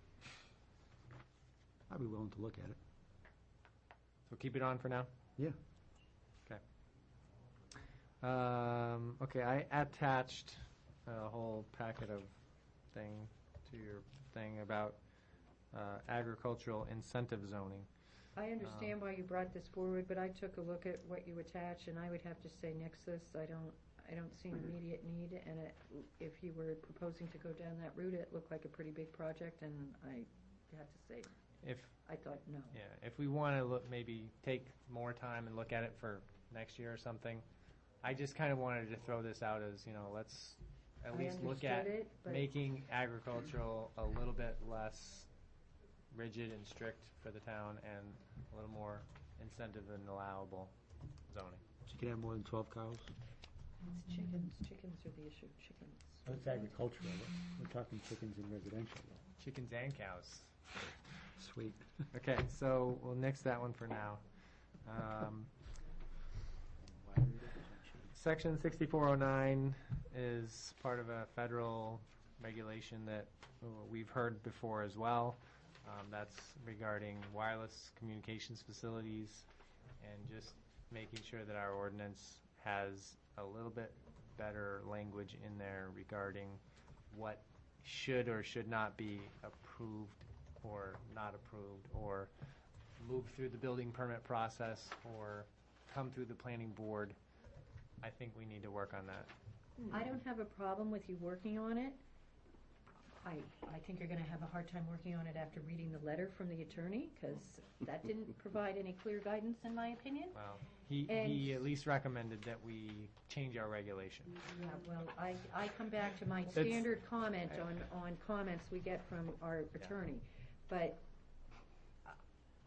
I have some concern about that, because my recollection is when we had a hearing on this, there were some things in that regulation in regards to numbers of buildings and that kind of thing, which clearly took it outside of this, and I think that the tendency is for everybody to point to the one and say, oh, it doesn't need to go to the planning board, but it was very clear on one of those applications, they came this close to needing a full site plan review. So I think you should, I don't have any problem working on it, but I think this looked like it was going to be a fair amount of work. Yeah, well, we only probably get a few of these a year, and if we miss out on it this year, you know, it's not the end of the world, I don't think. But, you know, I would at least like to try to come up with something that works, and Glad to look at it. yeah, if I can, and it's not that intense, you know, I guess we'll see. What do you mean is something that works? Like, do you want to more clearly identify what substantial changes? Is that what you're saying? Or be the sort of guy who identifies what substantial changes, so you can make the ruling whether it comes to us or it stays on the staff level? I would love to get to that. I mean, I sort of put that in there as part of my It's explanation. sort of like what he does when a business comes in and he makes a determination as to whether or not it's a similar. Site plan is required. It's basically similar to the previous business, so no site plan is needed and the business can move in. I mean, you do that now. Current ordinance, it basically says any changes, co-locations, additions, changes to the buildings, all have to come through the planning board for a conditional use permit. You know? It's really not.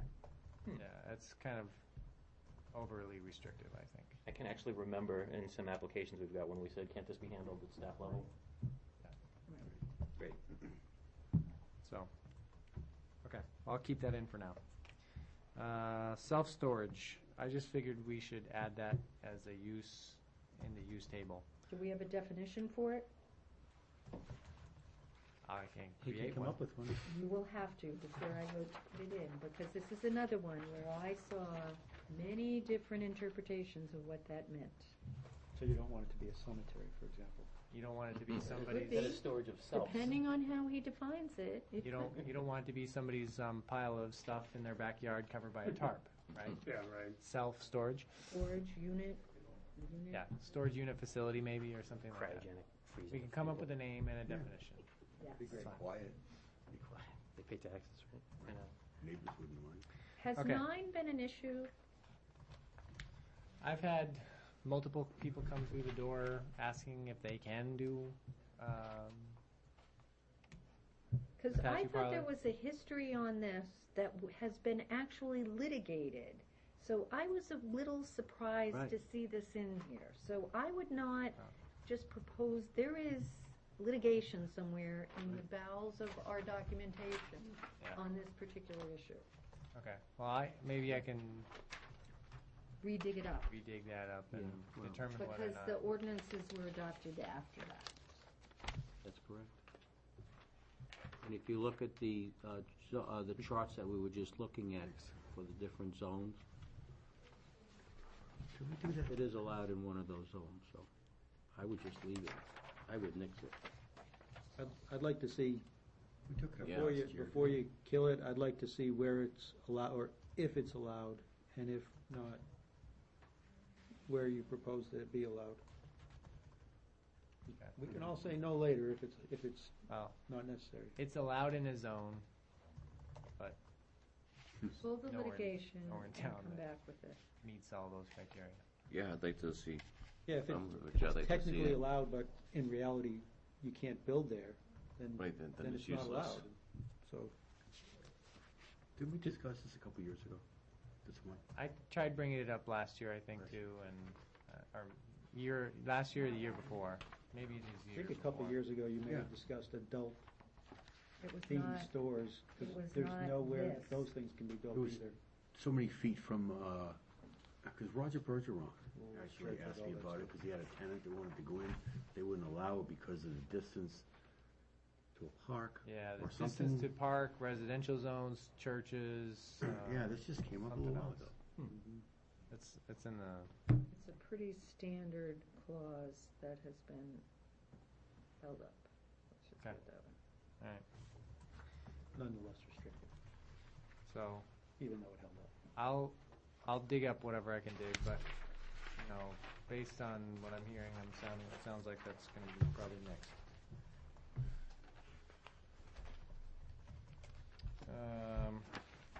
Okay, number 10, clarify section 5.1.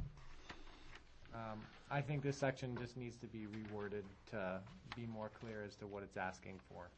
And, you know, the example that I give is, it basically says, you know, 600 feet is the maximum that you can have for accessory buildings.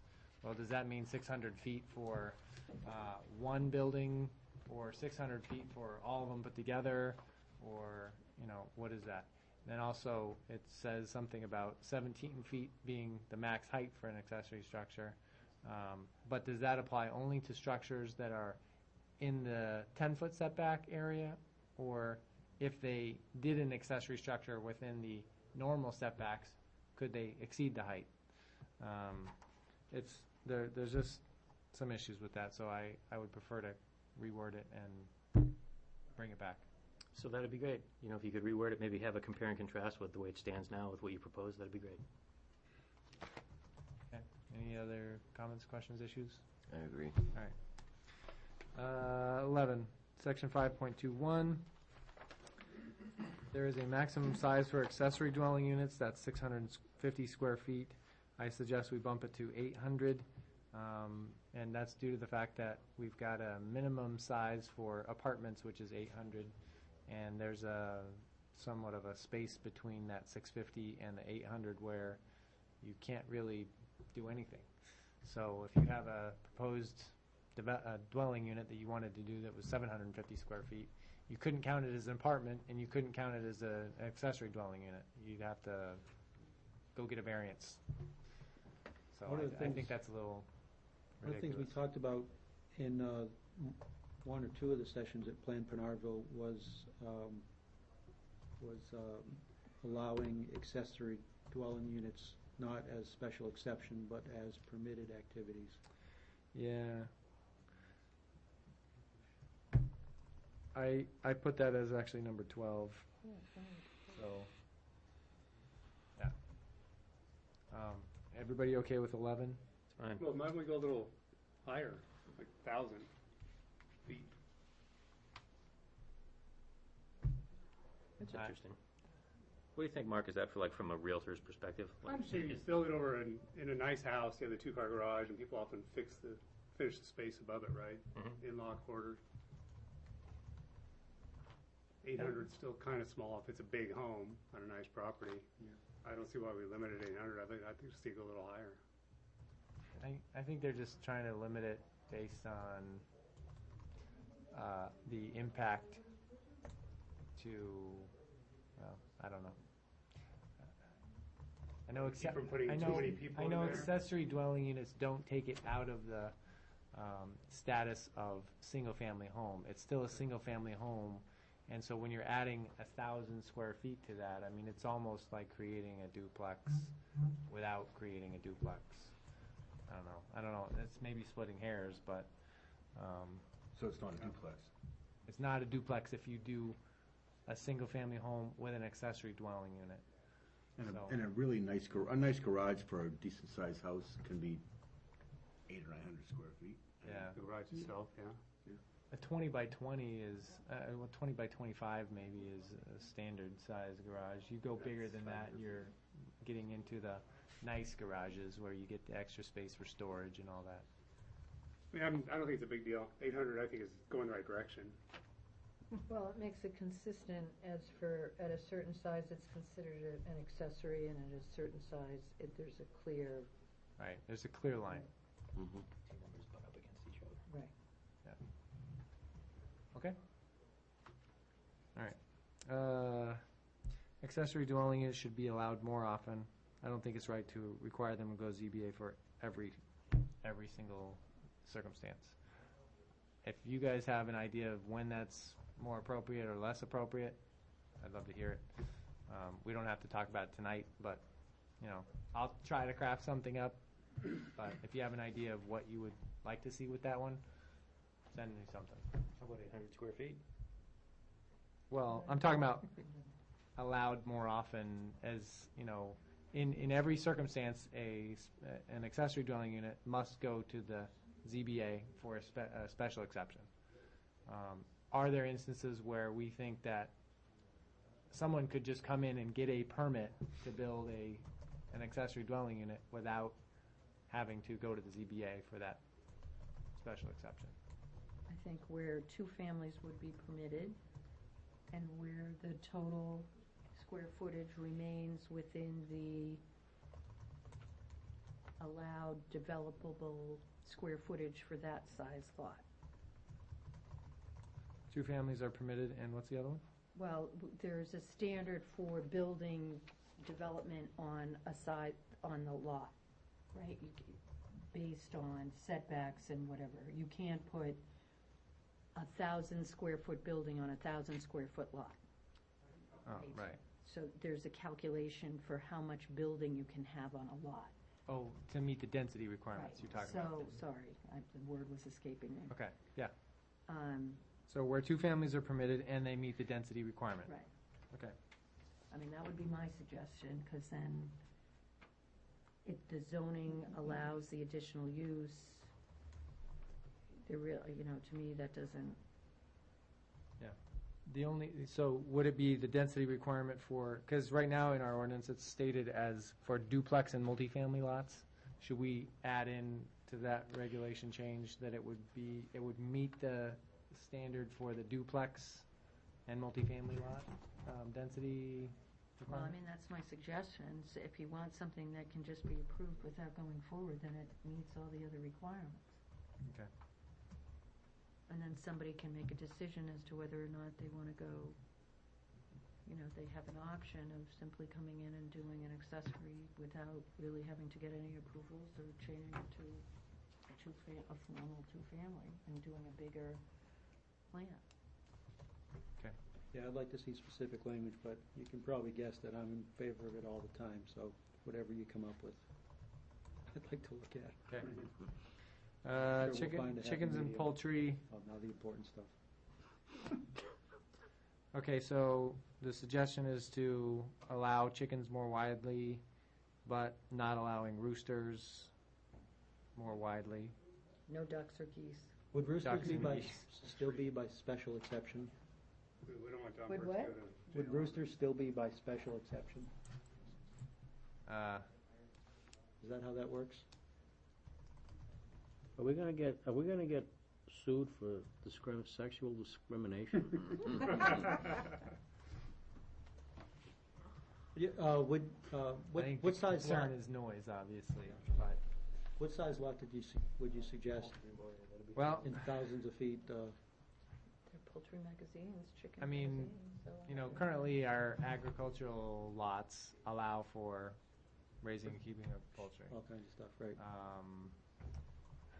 That I would suggest, if you've got a 2-acre lot, then that's pretty easily acceptable to have a rooster. Well, But, that's No, I'm just agricultural. talking about That's chickens. chickens general? I agree, leave the roosters off. Let's try for something that we can actually perhaps agree on. Let me make a suggestion. I think it was Hanover. I think they passed an ordinance dealing with allowing chickens or poultry in residential zones. Maybe we can get a copy of that to take a look at and see what they did, because some of the issues that came up during the public hearings that we had on here, and when you think about it, if you're gonna allow them in the residential zones, are you gonna allow them to run free? Yeah. How, somehow, are we gonna address how they're kept. Somehow, I mean, I think we need to look at the whole picture. I agree, Phil. I Don't agree. forget, geese are they can be pretty aggressive, and if you have geese running around loose. Let's just start with chickens.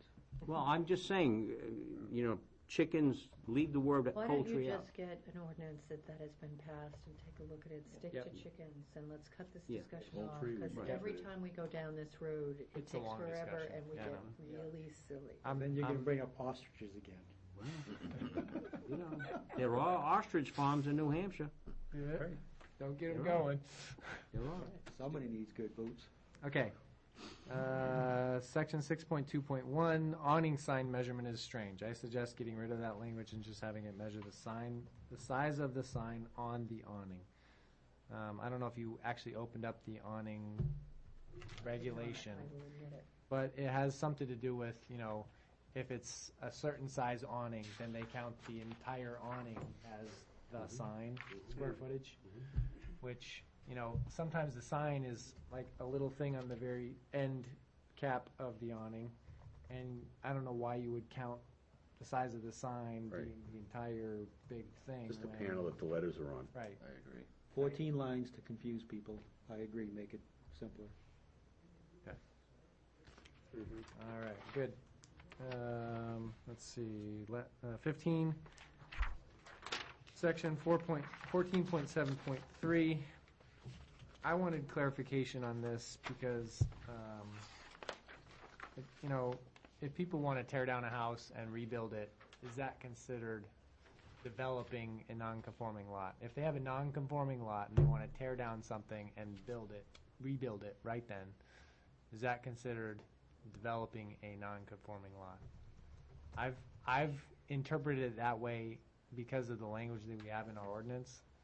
If it removes whatever was non-conforming of a structure on there before, and they want to rebuild on it, I consider it as developing a lot. But I don't. And not leave up a wall, is that why they do that, or is that particular? I think so. I've seen them leave up Yeah. a wall, or part of a wall, and So you can still be grandfathered in. I think that's ludicrous. I think it's ludicrous too. They I should think take the if whole you're thing gonna- down and build it back up in the same Exactly. footprint. Why make them keep Okay, a all quarter of the Well, crop structure? Because you run into all sorts of other regulations, which this board has heard about in connection recently with a house on Route 13.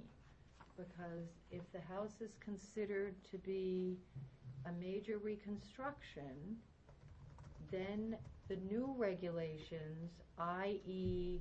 fire, electric, kick in. So one of the reasons the demolishing has been in effect is because those new regulations come into effect. So under what Brian is saying, I think what you're saying is, if I make this change, if they want to tear the house down, they can just rebuild. Well, what I'm asking is, because that section requires a special exception to develop a non-conforming lot. So you're If just it's a non-conforming lot that's already been developed before, and, they want to redevelop it in accordance with all of our rules and regulations, meaning they meet all the setbacks, all of that type of stuff, should they still be required to go get a special exception because they're developing a non-conforming lot that was already developed at one point? And they, you know what I'm saying? Okay, I misread what you had down here. Yeah, I may have not said it correctly, I don't know, but, and then also, part of that is, there are sub-criteria to that reference, owning lots next to it, and also, if you do own lots next to it, then you're supposed to merge Well, you have to those get rid of lots. those because the law has changed. Right. So they're that's two what I'm- different issues. That's what I'm saying. There's two different issues. There should have been a 15 and a 16 here. Well, yeah. Okay. I I just did it in one big long one because it was all the same section, but.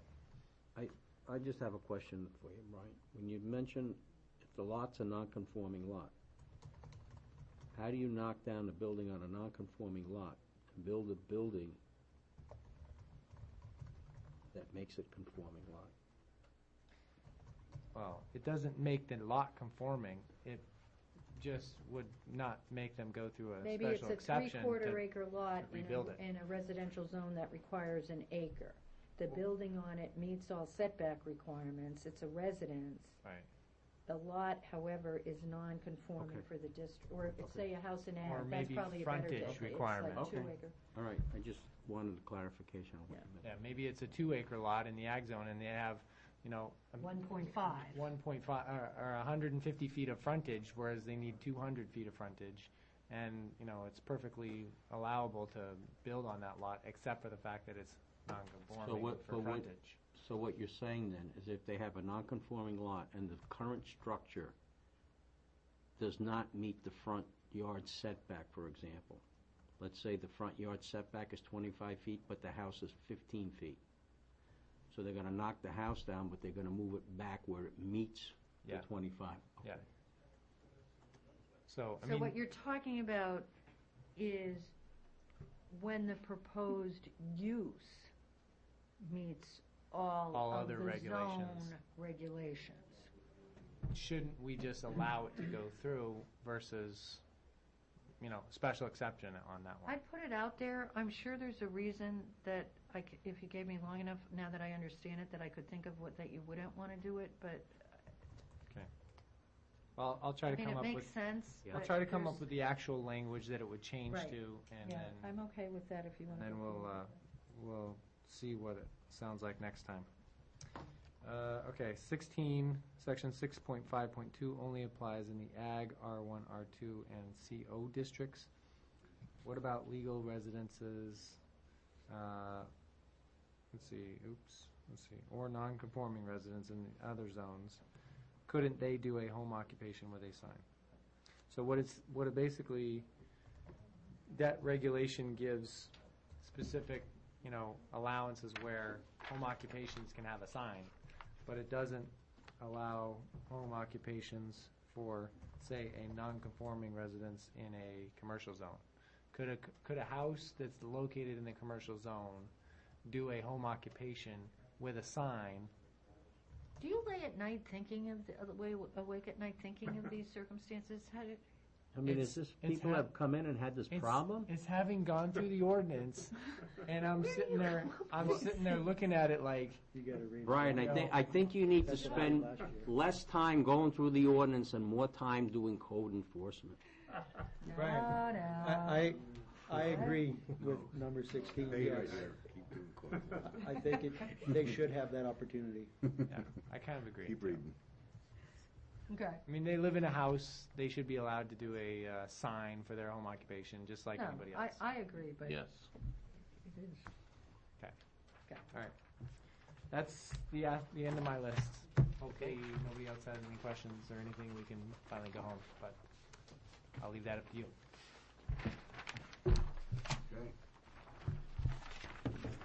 Okay. I think we finished our business tonight. I thought I heard that this was the second to the last thing. I heard something. Nope. I think that was the last one. The last and final. Move to adjourn? Second. We have this one, Okay. you said schedule for working backwards into the warrant articles, right? That Right, thing. the SB2 stuff, We yeah. already discussed it, we just read it. That's the schedule, it is what it is. Did I just say that?